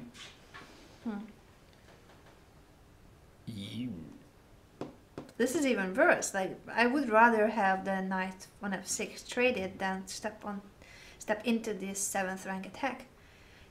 I guess black has missed it, but he can play bishop takes d6, but then rook takes d7. Yeah, this kind of trade, because then white plays h4, then white plays king h3. Although, if white does play h4, the one thing keeping black's hopes is maybe I can throw in some kind of f5. Like, that's the only way that I see that black can try to stay in the game, and hoping that I'll maybe take your knight on g3 and take on e4 and go down a pawn in endgame, but it looks very bad. Yeah, he plays bishop takes d6, but rook d7, bishop f4. Still this pin, yeah, but now white is ready to move out of it. King h3. Ooh, but if h5 h5, and then you can't move the knight because of mate on h1. Interesting. That's actually very interesting. Yes, so still 2 pawns up for white, but he cannot move the knight because of the mate on h1. If he plays d6, yeah, play rook d6. d1. Exactly. Oop, I can't get my arrows right today. Rook d1 coming after this pawn. So the rook came to a7. But how is progress going to be made here? Oh, is he just going to do this? And then this? Yeah, quite possibly. That's actually a very creative resource. Because you can't push neither the e nor the d pawn. So the black bishop is doing a great job controlling the dark squares. But rook f2, rook f1 is really creative, just making sure that there will be no back rank problem. And back rank, really, I mean the h1 square in general, the mating idea. That's really nice. It is beautiful. So this move, bishop e3, the knight can move now, right? I can play a move like knight to e2, There's no checkmate. And then my king can slide over to g3, and then I can play f4, and then king f3, and I think that's all the progress I need. So that's one option. That's really what I'm seeing here. Knight e2. Unless knight e2 is met by bishop f2 somehow. But then I can go my g pawn. No, this is already problematic for black. So it's a big win for Abhijit Gupta if he can finish this one off. It will be then a tie between the Dynamite and the Eagles. A very important game. So let's see who else is in this match. It's Anna Sargsyan. So she needs to win for her Armenia Eagles because she's outrating her opponent by 260 points here. Yeah, she is up opponent. She also has more time on the clock.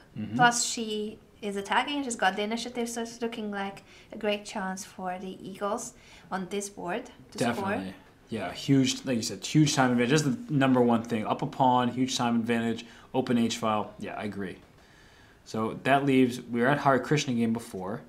Hare Krishna is no longer down a pawn, but black has also gotten out of all these pins.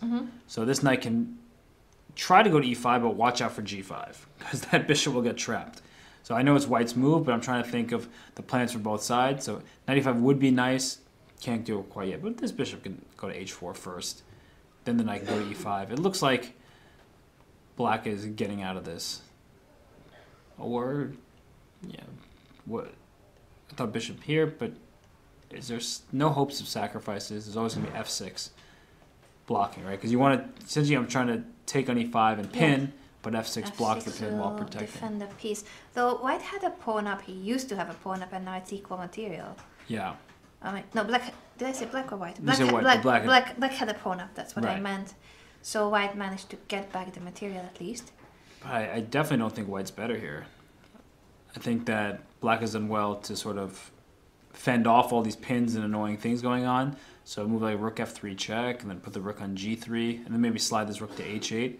Can black be better here? Like rook h8 is a really annoying threat, because that would be mate.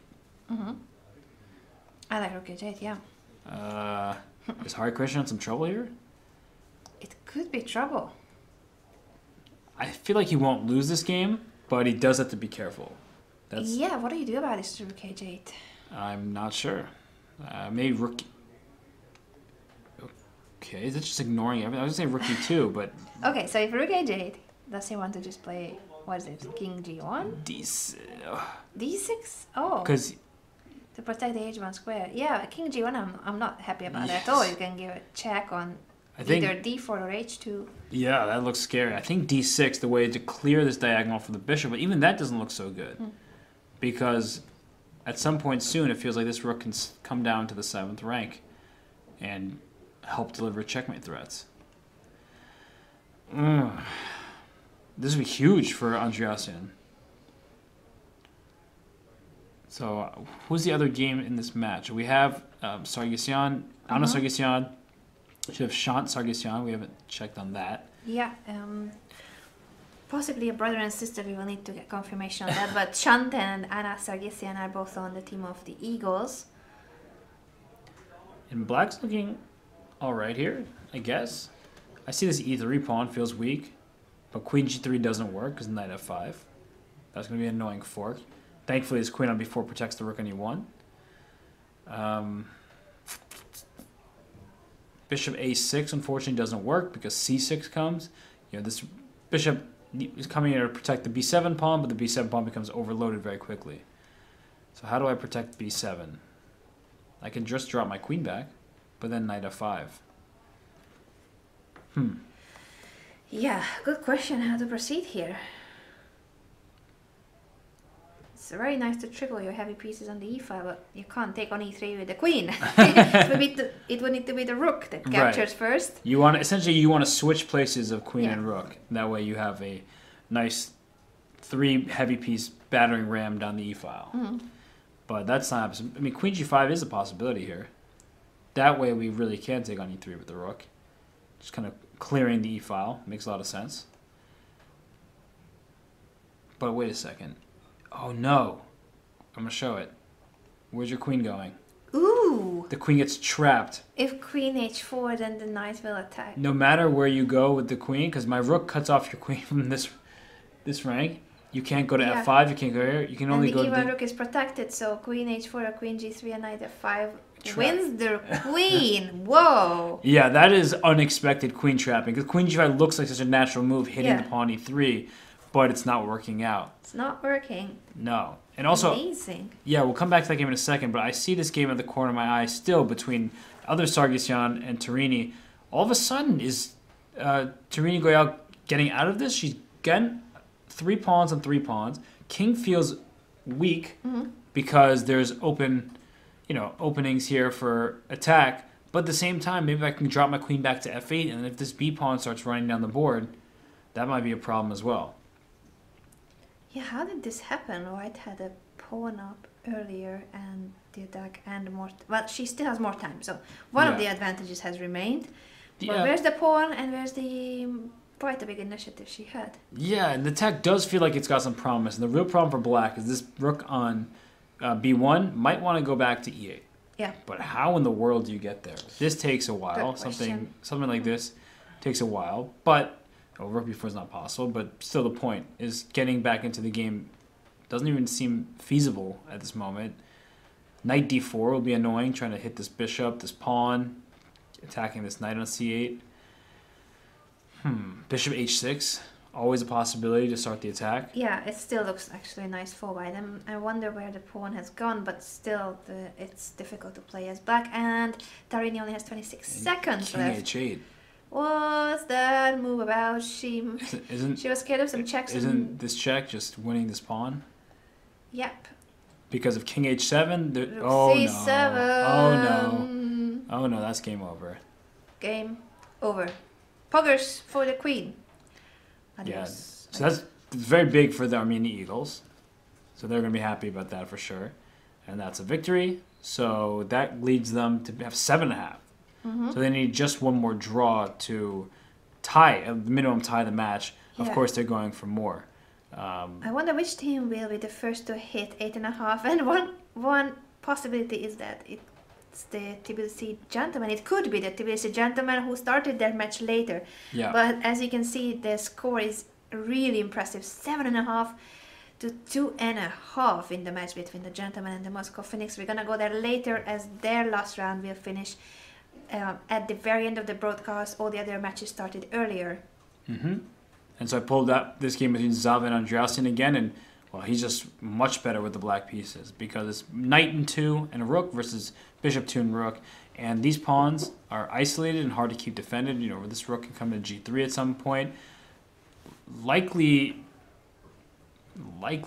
can hold a draw, but I'm definitely liking black's position. And it's funny because my first thought was if I go knight f4, what do I do as white? If I go rook f2, I've just mated myself.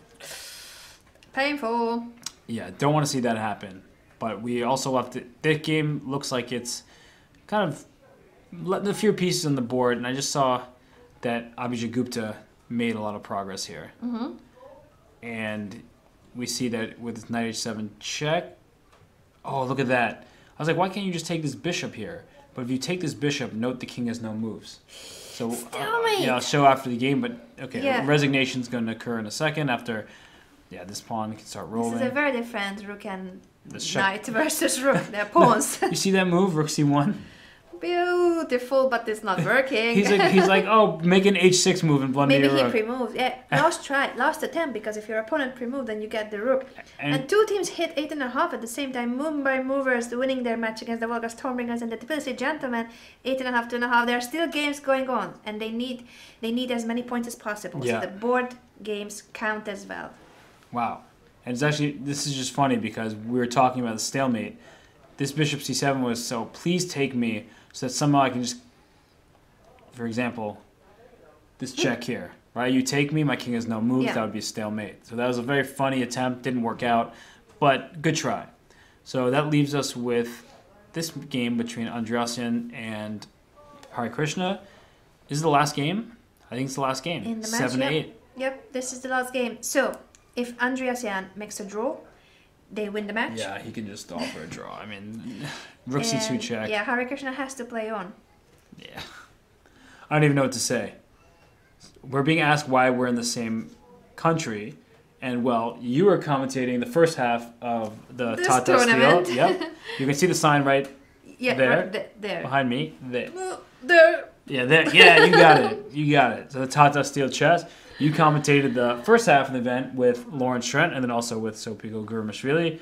And I have the final 6 rounds, the round yesterday and then the next 5 rounds with Sopiko. Yeah, and both broadcasts are provided by chess.com. So if you are wondering why are we sitting in the same studio, why do we have the same team behind us, we can learn in poggers. Is the same broadcast, 2 very different events, but the same great company behind them. Absolutely. Shout out to chess.com, subscribe. Make sure to hit that follow subscribe button somewhere there. Up there, I don't know where it is. Somewhere. I just see the ceiling above us. Oh, there's a... I don't know where on Twitch is the follow button or subscribe, but I looked up. I just looked up in the room we're in, the studio here. Yeah, we have a very low ceiling here. For the Netherlands, I think it's very low because Dutch people are super tall. They're so tall. I'm very not tall, so it's just much more obvious when I'm in Holland. I'm also not among the giants, so I feel your pain, Robert. I'm not really pained by it. I would say grown accustomed, but I clearly haven't grown in a long time. So, yeah, I've been accustomed to I stopped growing ages ago. Back to the chess action because our pain about our hearts is not a Twitch topic anymore. So, 8 points for the Eagles. If Andresian makes a draw, they win the match. And it seems that it's quite a simple task for him to hold a draw here. I mean, he could have just taken this bishop here and then taken back here and been up a pawn and a rook in game. But instead he made the move rook c4. I almost wonder... I mean, why? Just make the draw. If he loses this game, I'm gonna... Andresian, you think he's risking? No, he's but not. He has just captured a g-pawn. Yep. So he can even play on. He can try to win this. Yeah, maybe that's he should what he's play doing on. Basically. Yeah, People know your exact height. How? They don't. How? They're wrong. They're making things up. I don't even know what that means in European size. Like I have no idea what feet are. Oh yeah, you're all about those meters. Yeah. I get always confused by that kind of stuff. The meters. Really? I get confused by feet. It's like I see someone. Why do we have feet? Why do we have meters? I meant feet for shoes. Yeah, that's why we have those kind of feet. All right, so do you think Andreasen's going to win this? He's trying, so he's now about to exchange rooks and then try to convert this minor piece endgame. And the king can go to e5 later and attack the d5 pawn, but he's not in time, so now the knight is hanging and king e4. This feels like I might be winning, though. Because what if I just put this knight here, essentially try to do something like this? Okay, I guess the king will stay on f4. Maybe knight b6 was better to keep the king stuck to the d5 pawn. Because what you really need to do is somehow edge this king out and get, put your knight on g6 with check. Actually, that's where that knight belongs. So, yep. So perhaps some kind of knight f5, h4, g6. There it comes. This is very interesting. I like the knight maneuver, yeah, knight h4, knight g6, and the white can never go for the king and pawn again. This is a similar idea, isn't it? But I like more your way. What? Yeah, you don't want to play the knight on h5. Is it knight e8, knight c7 he wants? And then? I don't know, like, why not knight h4, knight g6? Yeah, just push this here. And then if the king goes that way, well, there would be knight check, but king go e5. And if the king went to e4, you always have king g5. So you're kind of edging the king out. What is he doing? Go back to f5. He's going to h4. Yeah, knight h4. Knight h4. Good boy. Yeah, he's listening to the broadcast. Oh no! Let's say some wrong moves too then. Yeah. Misleading ideas. I don't know. I can't do that. No, I know. It's not in my nature. I know. We are Knight not g6. Here to mislead if king comes that way, there. Now king comes this way. Okay, here comes the f. Nope, that's a knight move. There goes the f pawn. What you need to do is trade off. If these pawns were traded, the d and e pawns, then just sack your bishop for this pawn. So that's really the hope here. And that's why d6 is played. Yeah, he's exchanging those pawns. In a funny way, he takes d6, king d5. I guess, yeah, it's holding just in time. And then he will exchange, I was going to say, that he will sacrifice the bishop for the f-pawn, and that is a theoretical draw. Yeah. Only a knight left on the board, but still a great result for the Eagles, who are winning their third consecutive match. They are the leaders of the Eastern Division, and they keep their lead by beating the Delhi Dynamites. Yep. And I just see this game because I saw the corner of my eye, Nordirbeck. What is wrong with this move? It's a free piece. Free stuff. Yeah, but really, it's a free stuff. Yeah, I'm very confused. What is wrong with bishop takes knight? I guess it doesn't matter too much. They went rook b8, hoping to get a kind of bishop a2, pawn takes. What is going on with these arrows? That was not the arrow I drew. Bishop a2, pawn takes b2, promotion.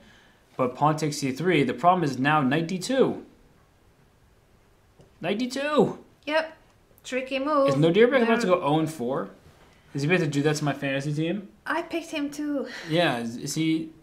He's one of the youngest grandmasters in the world. So wow. Talented. Wait, did I trick myself? Was rook b2 just a nice move? Ooh, okay. Nordirbeck may score his first win. First and last. That sounds so bad, right? That's an interesting move, though. Yeah, he's doing very well in this game. Bishop a2 is a threat. Well, c takes d2 is a threat. Can I? Okay. Can I go rook a1? Oh, wait a second. There's a knight here that stops me from doing that. Yeah. Can I?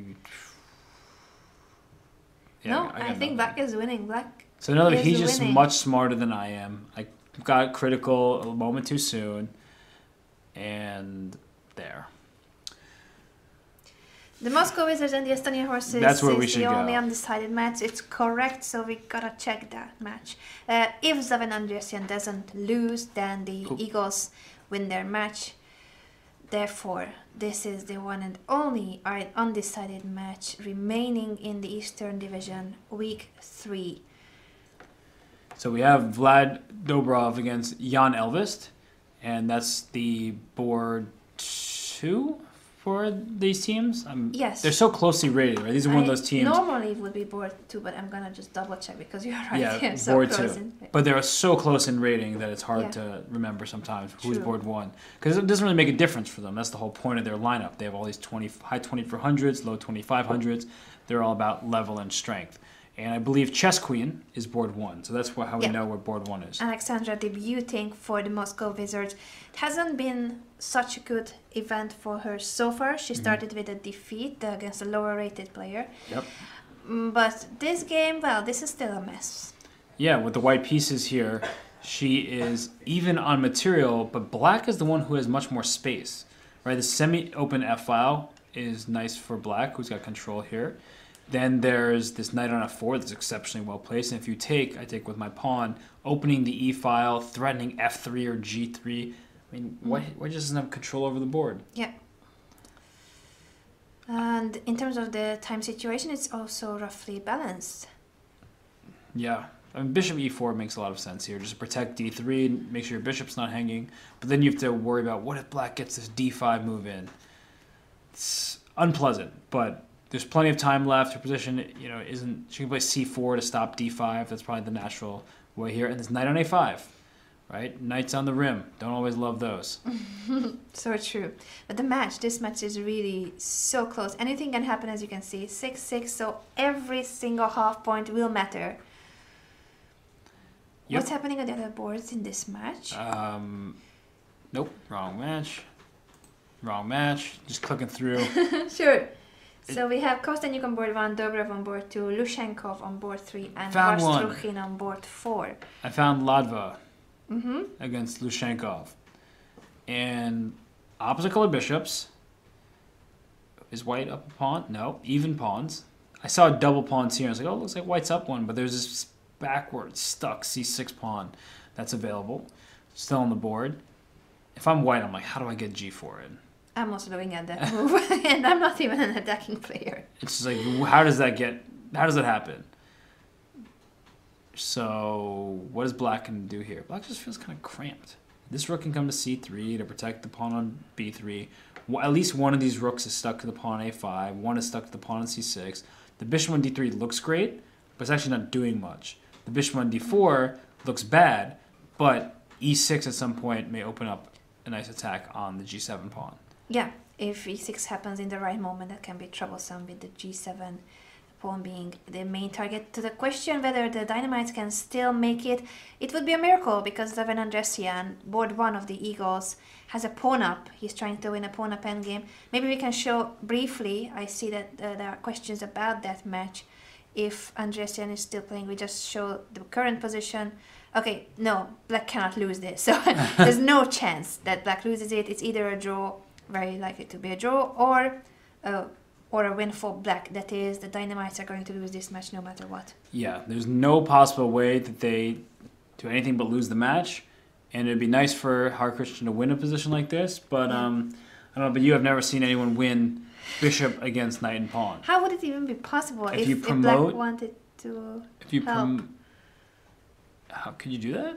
Yeah, it would be some kind of self-mate, right? Yeah, you could. If you have a lone knight, you definitely can. You could put your knight here, and then put the king on h1, and then allow your opponent to mate you that way. If Black wanted to collaborate, but it's not the case in chess games. I think if that happened, Zaven, both his teammates would hate him forever, and I think there would be some suspicion of throwing the game at this point. But yes, Zaven is trying to win this game. He's got no risk involved, so you might as well continue the effort. I like to see that, honestly. Yeah, but the match is over, so we are going back to the Wizards versus the Horses, the only undecided match. Okay, so Vlad Dobrov with the white pieces. Oh, that b6 pawn hurts to see. This bishop g7 is not good. What you need for Black is probably to get this knight to d7, because once you get this knight on d7, it protects b6, and maybe you can come to c5.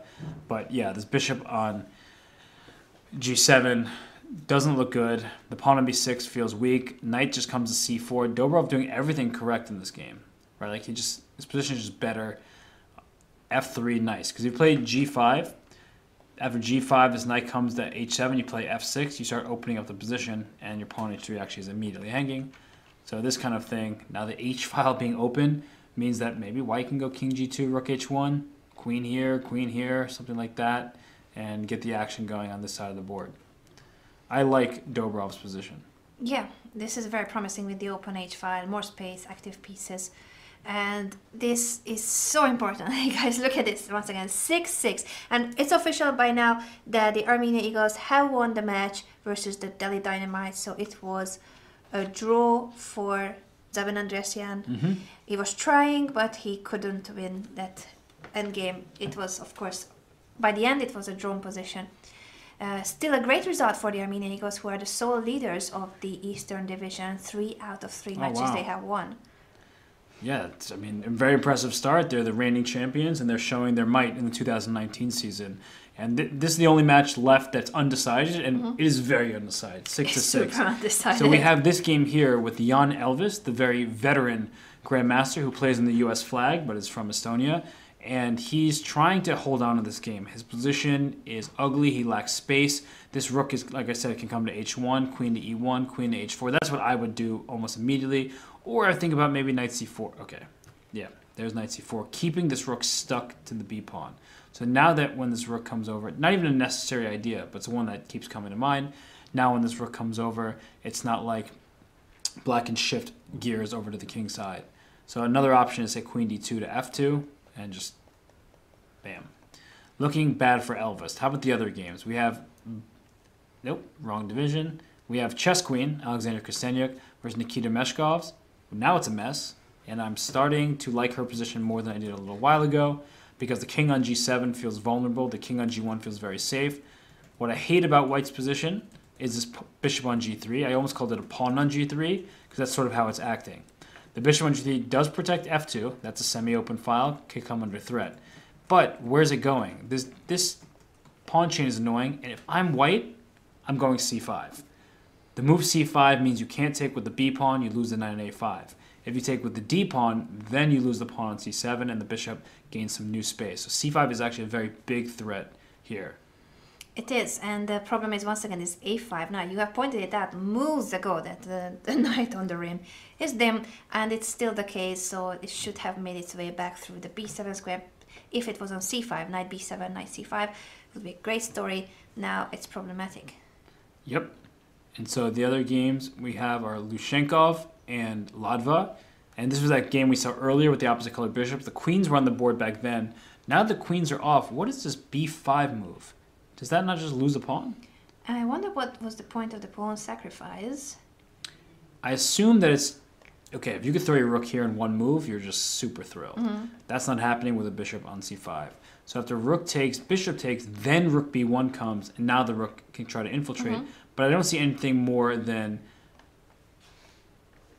For example, what if I just put my bishop here, throwing this pawn? How do you coordinate well enough? Here. It's just a check, and if rook b7, then the king can go back to e8. Maybe it's just going to be a draw. A little bit of a draw. But we'll come back to this one. I mean, I'm just going to... Oh, 10 seconds left. Oh, this is the match that's already over, though. Oh. I was so excited. I was like, oh, we have action here. Not in this match. Yeah, not in this match. So sorry, we'll go back. It's 10-4 for the Tbilisi gentlemen. And the match is still not over. Incredible. The Georgian team just simply smashing the Muscovites. It's definitely demolishing today. And they haven't been doing so well at the start. So great comeback by the Georgian team. Can I ask you a quick question? Sure. What do you think about these rooks? Oh my god. Next question? I really hate Black's position. The rooks are just stuck here. I guess there isn't, now that f4 has been played, and I'm not sure why f4 was played. Didn't feel like a necessity. Why was that an important move to play? I do not know. Yeah. But now that these rooks look terrible, the pawn on e4 is weak, and that can be captured. And d6 is hanging here. But I guess what Black's intention is to take whatever knight doesn't take on d6, this bishop will take one of them. Yeah. It's a true story. The knight is hanging on c4 if you move the b5 knight. But if knight d6... what's going on? Wait a second. Which one? Yeah, good question. Okay, he takes on e5, so we can't calculate anymore the knight d6 options. Oh gosh. And then we said, this looks more critical, yes. Oh gosh. Look at that pin, look at the king on g8, open h5, the queen and the rook. Oh, the other rook can also come to f3, you can come to h3. Oh, it should be game over. The only problem I see is this king is actually feeling a little bit breezy, right? So if rook c8, maybe this rook can drop to c2, but I guess this knight can just stay on e3 to protect the king. And, well, you're a couple moves away from just winning a piece, for example. Or you can play rook b to... Oh, that's a nice idea, too. What's rook it? b to h3. Yeah. I love it. Just go like this. Something. I don't know if that quite wins yet, but it's getting close. This position just feels so winning. Take back on b5 because maybe we don't have enough advantage to just play rook h3 or rook f3 here. You can take back on b5 and then swing the rook over to the king side. It has to be game over. And as Robert pointed out, the b7 and b8 rooks are not doing anything in saving black. Sorry, I accidentally clicked there. Okay. But this is also part of the match between the wizards and the horses. What is that avatar here? It looks like a spider, isn't it? Like like a tarantula. I get it, tarantula 1. So it looks scary. Yeah. Looks like this endgame is not so scary because rook and 4 versus rook and 4. So white only has 30 seconds left. And actually, look at that red line here. That's not members offline. What? That is important in online chess because this player is about to lose on time. And he's offline. You better get on real quick because your position is completely level. In fact, white is totally 15 seconds left and he's disconnected. Yeah, please come back. I'm going to keep my thing on this. You got to come back. 10 seconds. Oh, no. Estonia internet. Oh, no. Calling Estonia. 4 seconds. Oh, no. 3, 2. Time's up. Oh, no. Oh, no. He lost on time. Disconnected.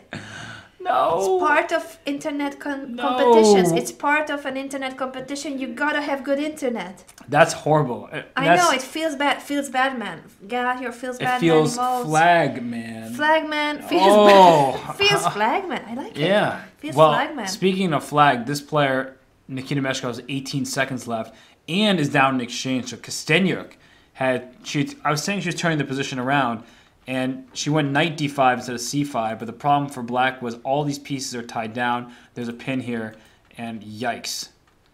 This is just trouble for the horses. So the horses just lost that game on time. Kostenyuk doing the work for the Wizards here. 5 seconds, 4 seconds, 3 seconds, 2 seconds. 1. Oh, please. 0. Oh, me with What's 0.8 going left. on in Estonia? Yeah, this game is completely lost, but that was made with 0.8 seconds left. Queen d3 threatens queen d5, threatens queen g6, threatens queen h7. So queen d3 looks like a great move, and there it is. Is there like a snowstorm right now in Game Estonia? over on time. That's the second game on time. Is something wrong with the weather right now in Estonia that makes all the internet just break down? Yeah, looks like trouble. I just don't understand. It happened 2 times. Wait a second. Two but times. Speaking of trouble, look at this queen sacrifice. Rook takes c3. So if you take on d7, I'll throw in rook c2 check, and then can I capture that piece? It doesn't look like enough. It looks like you can just capture the queen here. Because if you capture the rook back, this was capturing rook, then queen takes b5, queen e2 check, all of a sudden I feel a little bit uncomfortable. Bishop f6, threatening queen h8 mate, ignoring everything from the mates down the h file. Beautiful. Yeah, that's awesome. Someone said the second guy was from Estonia. Was not from Estonia. He was from Latvia, but he's playing for pretty close anyway. Yeah. So geographically, if there's like something going on, like a serious snowstorm, I don't know what's going on in that part of the world right now, but who knows? Look at the Wizards mascot, right? Their logo. Yeah. It's got like a wizard with what looks like it, could be like it's beautiful. It's my favorite one. I heard it. I heard you saying it on stream, and I completely agree. It's one of the coolest. I also like the Barcelona Raptors because I love Gaudi, and they've got Gaudi with the dinosaur. Yeah. But the Wizards is by far my favorite. It's just an amazing logo. But I was going to say, it's got like the hands over. So there's 2 games left now? Are these, or maybe it's 8.5 for the Moscow Wizards. They have won the match with 2 games being decided by poor internet connection in Estonia. That's pretty sad. 9.5. Of course, we can't take the credit away from the Wizards. They have fought all the way, and maybe they have won the games too. We don't know what would have happened in those games, but one was pretty drawish. The other, I don't remember the position. I was just counting down to it was 0. rook and 4 was rook and 4. It was equal. The first one and the second one. What was the position? Kostenia crushed her. Okay, so it didn't matter. No, that was a nice game by. The time only mattered in one of the games. So actually, the Wizards would have won even if that Rook game was drawn. Right. So all credits to the Wizards. It's really a pity for the horses that they dropped points because of the bad internet connection. They gotta solve it for the next matches because this is an online competition. You need to have good internet. Yep. Good internet is a must. So this endgame is actually very interesting, and this is totally irrelevant for the standings. And Nika Volkov, endgame gentleman, because he didn't win that endgame where he had the forced checkmate, or winning the rook. But now he's up rook and 2 versus rook and 1. Now, when the pawns are opposite of the board like this, if you could put this pawn on f6, we could immediately conclude this game should be a draw. With the pawn on c3, you often feel nervous for black because these 2 pawns are undefended. Now, the problem is how do you make progress? If I could sit my rook here and say, white, it's your move, right? I can go back and forth. That's the problem. But for black, you need to keep your rook on the 3rd rank. But look at this, rook f3. Where's your rook going? Can't move anywhere on this. These squares are obviously taken. Can't push your g-pawn, you lose your rook. If you go back, well, my king goes back, your pawn is hanging. If you go king b3, I can go move my rook back to g3. When you have rook g6, I go king back to f7. So unfortunately for white, this isn't the type of position that is easily winning when it's rook and 2 unopposing is rook and 1. But as I'm saying here, you just go back and forth between g3 and f3. White will go back between here. The king would love to join the action, but then the pawn goes and promotes. So unfortunately for Volkov, not your fault this time, Volkov. I forgive you. We're over it. Maybe here you should have tried rook h6 just to protect this pawn, and then rook g6. Oh, he missed it. Yeah, because rook h6, rook c1. I was just forgiving you. I was just forgiving you. Rook h6. You got to go protect. Then rook g6. Now rook back, and then I take it, and then I'm taking here, and now it's 2 on none. Nika, I'm going away from your game. You gotta Skype call him after this match. No, we're not talking ever again. I'm not talking to him, about him. But he's doing really well, right? Is he playing a high-rated player? I'm not talking to him about him 1 second later. He's drawing another 2470 player. I know, he's amazing. Nika, you're awesome. I have really mixed emotions here. I'm sorry. I'm confused with how I'm feeling about Nika. Wait, isn't white up a queen for a rook? So from Nika, we are switching to Nikita. This is Nikita Afanasyev with the white pieces playing for the Phoenix versus David Joshua from the Gentleman. Yeah, this is a queen for a rook. Yeah, that's usually not enough material. Okay, so what's the material now? 2 minor pieces for a queen? Yeah, okay, I'm going back to Nika Volkov. So, Robert's best friend, Nika Volkov, with the white pieces playing, yet again, a very instructive endgame. I love the handle of his opponent, by the way, the Bird of Peace, aka Savely nice. Golubov, the Bird of Peace. Is that the Phoenix? Is that the Bird of Peace? Could be. Well, I didn't know that the Phoenix is a Bird of Peace. I thought it's the Dove. This probably is, but I was wondering because plays for the Moscow Phoenix. Yeah. But it is the Bird of Peace. I guess he just wanted to connect his handle and that it's also something about the bird. Yeah. Nice thought. I actually think that Nika Volkov is playing way better than 2100. Like, clearly. And this is the last game of the entire match. But someone just said, who's that? I can't see that. It says, looks like with some more technique, Nika would improve his rating a lot. Well, Nika punched way above his rating in this match. He had scored at least 3 draws. I don't remember how he did in the 4th game. Mm-hmm. And 1.5 points, we're talking about this, from a 2100 board 4. That's huge. Because it allows you to play people like, oh, look at that. Golubov means dove in Russian. That's actually really nice. That makes a lot of sense now, his handle. My new favorite handle. He's playing for the Moscow Phoenix. His name is Dove, and his handle is the Bird of Peace. Mm-hmm. How cool is that? That's really nice. Yeah. That's great. Yeah. Is Hess MVL's little brother. Actually, Maxime is my little brother. He's like my cousin 3 times removed. He's older than you, isn't he? Yeah. Older, better at chess, kind of more likable human being. What are you talking about? Better at chess? Yeah. But Nika Volkov, I was being a little harsh about your games before. I apologize. Well, I don't really apologize. But you have been very impressive. I mean, seriously, at 2100. Yeah. Scoring at least 1.5 is awesome. Very impressive performance. In general, the matches were so lopsided today. Yeah. Even the match, well, honestly, the Armenian match was close, 8.5, 7.5. The match between Moscow and Estonia was close. It was 6-6. Yeah, it was 6-6. It's so how quickly I forget. Round. But then time in that game, because going offline, someone better pay for a better internet connection for the board 4. Then Kostenyuk, while streaming, played an excellent game. Mm-hmm. Jan Elvis got rolled over by Dobrov. And, yeah. It was a really tough last round for the horses. And, yes, do listen to Robert Harris. You need to check maybe a different internet provider. Make sure that there's no storm on the Approaches League days. No, of course, there are things that people cannot actually prevent. If it's because of weather conditions, we are really sorry for the Estonian team. Yeah, for sure. What's the weather like in Estonia? Yeah, what's the weather like in Estonia? It's pretty bad, if I can say. Or if he's in Latvia, as someone said he might be. Yeah, maybe also in Latvia. We want to know the weather forecast in Latvia and Estonia. Yeah. So this has been the Eastern Division. Once again, just to recap, the sole leader after 3 rounds, 3 weeks of Pro Chess League is the Armenia Eagles, the reigning champion Armenia Eagles. Mm-hmm. They have won with a narrow score today, 8.5, 7.5, but still, that's a win. A team win means 10 points, and then the board points are also counted. So this is still a nice score for the Eagles. They are increasing their advantage ahead of the rest of the field. Another win was for the Mumbai Movers and the Wizards. This is the match we have been discussing. It was 6-6 before the last round. 6-6.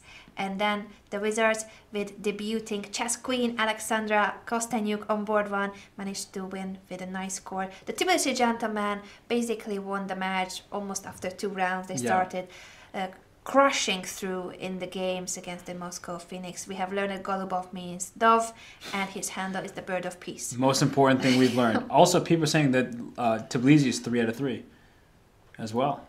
Oh. I didn't know that. Oh. I was under the impression that you were right, that Armenia was just... Wait a second.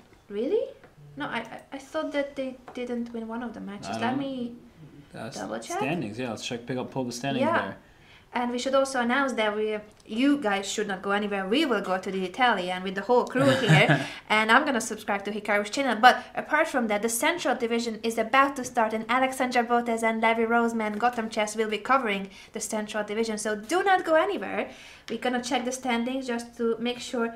You were right, the Tbilisi gentleman. Why did I think... I wasn't right. Someone told me. I thought you were right the whole time. You know, I think I was under the impression that they lost one match because Jobava and Georgiou, the top two boards of the Georgian team, they were doing so poorly that I assumed that they lost the match. But it means that their board 3 and board 4 managed to compensate for the underperformance of their top boards.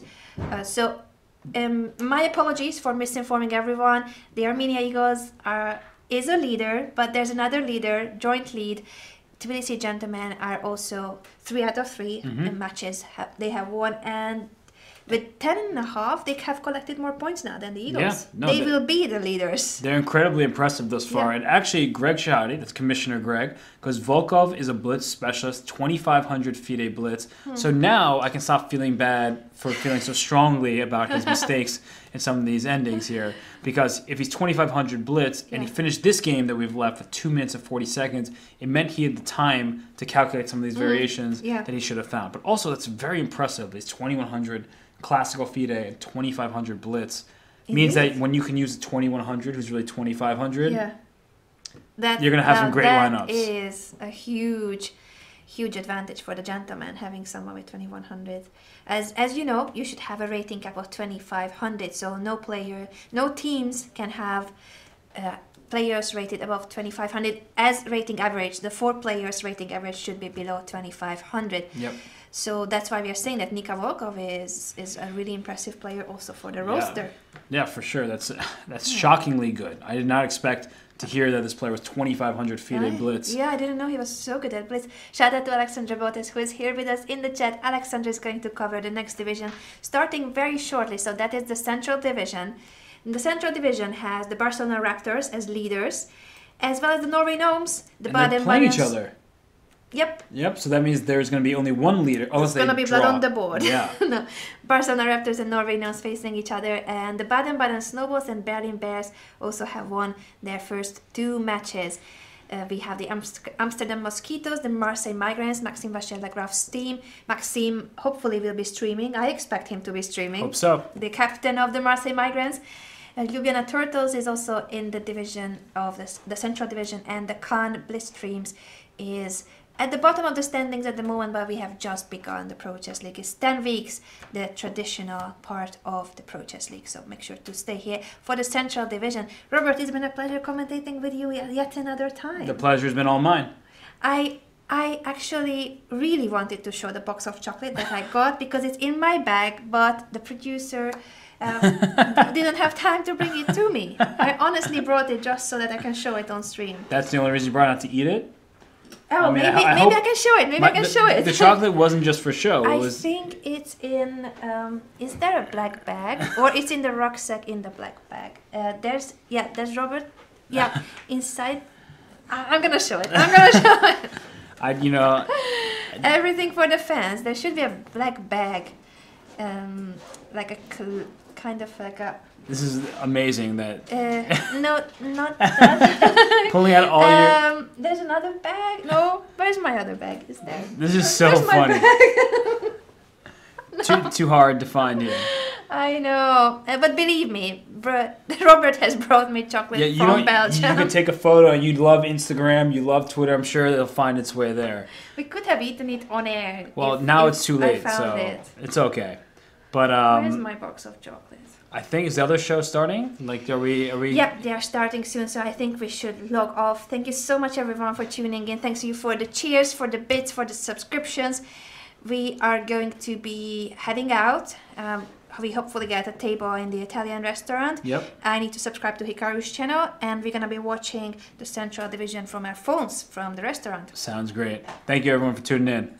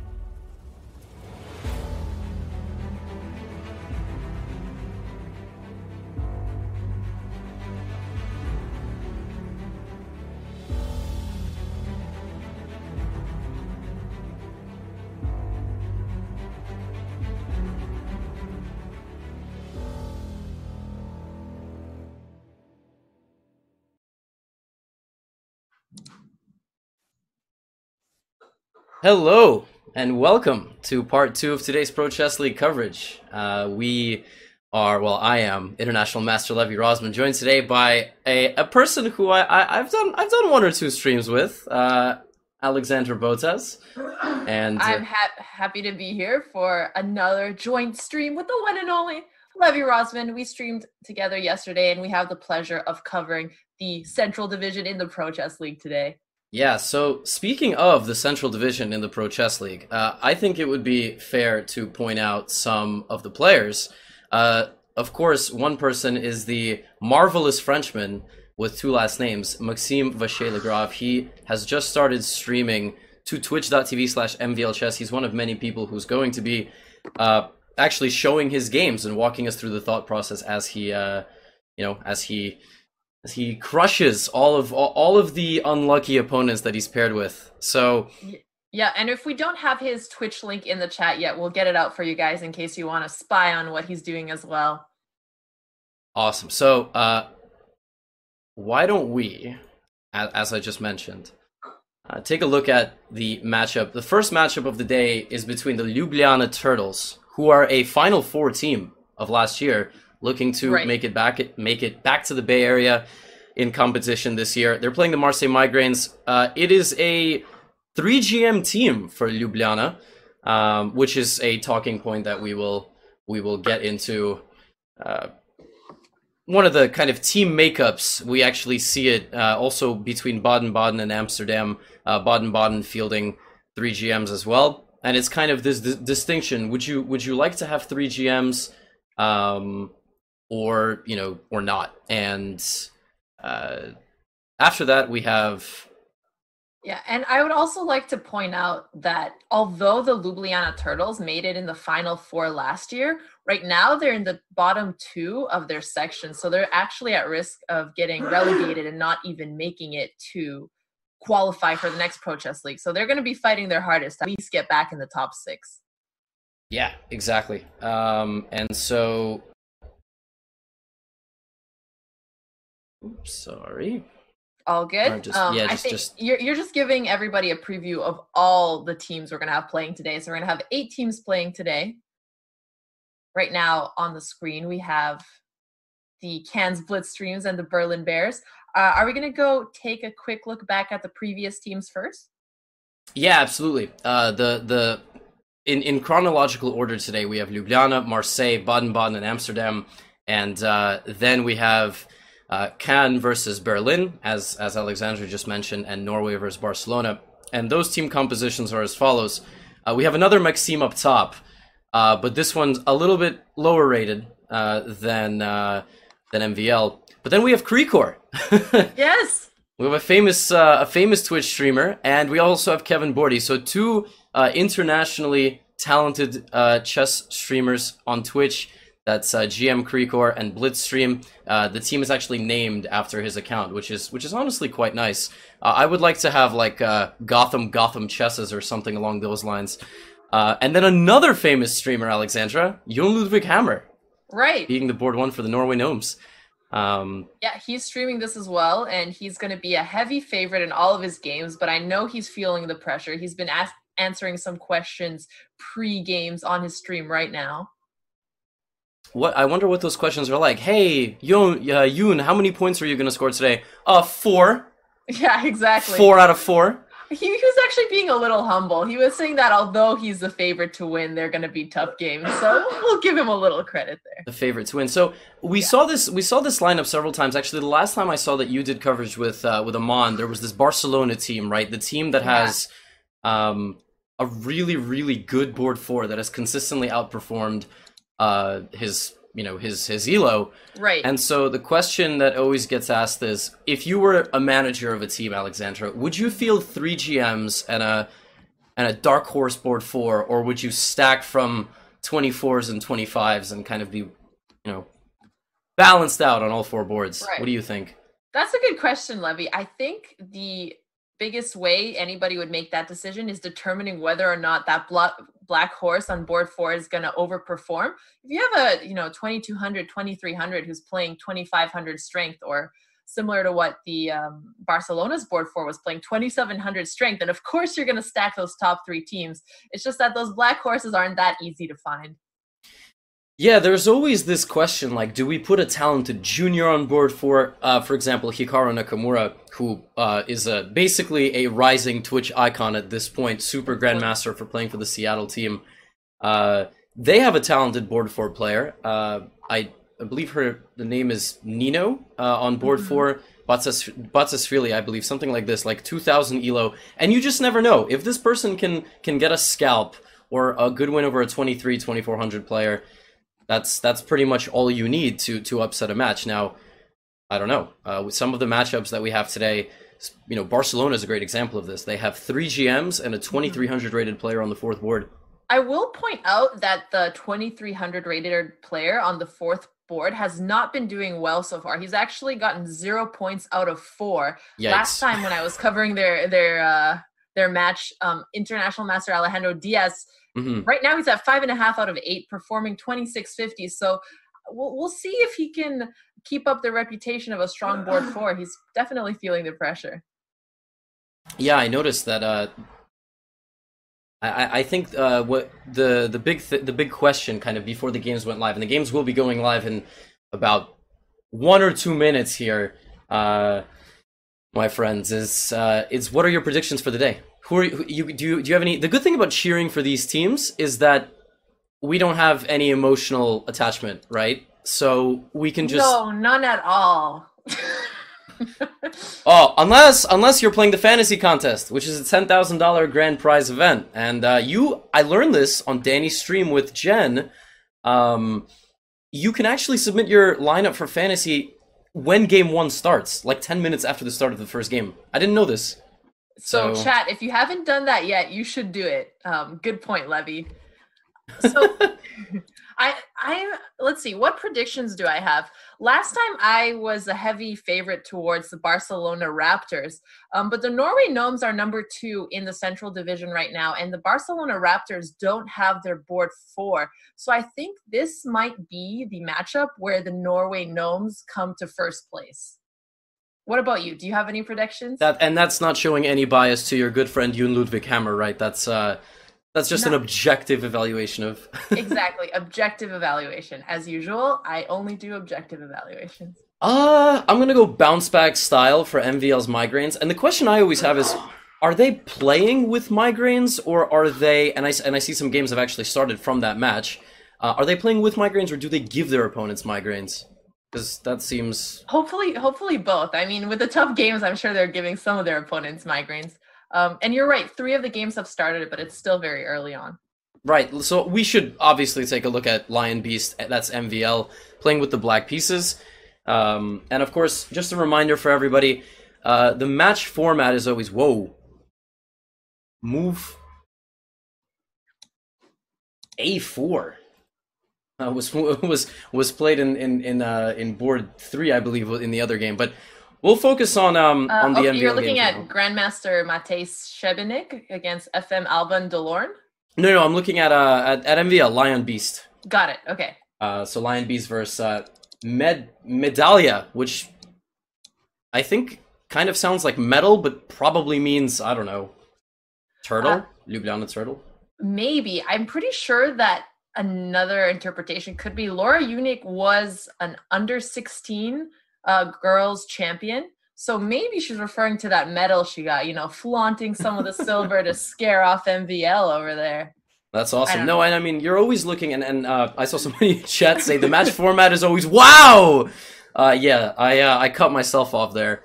No, the match format is that your board 1 plays the opposing team's board 4, and then you kind of align toward the end. So boards 1 meet in the final round, and this builds suspense. This format is very deliberate, with the idea in mind that maybe a board 4 can score an upset over a board 1. I mean, that happened in the New York Marshals first round match. I don't know where else a board 4 upset a board 1 in the first round, but...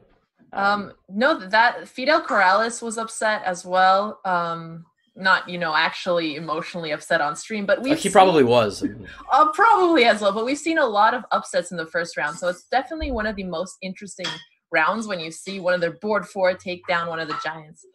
for the MVL game, that would be, extremely difficult, but we'll see what happens here. The Turtles are known for coming back. Speaking of the MVL game, it seems as though, his goal in a lot of these openings is to throw his opponents out of theory. So, his opponent is WIM, kind of sets up here with a Catalan. This is an extremely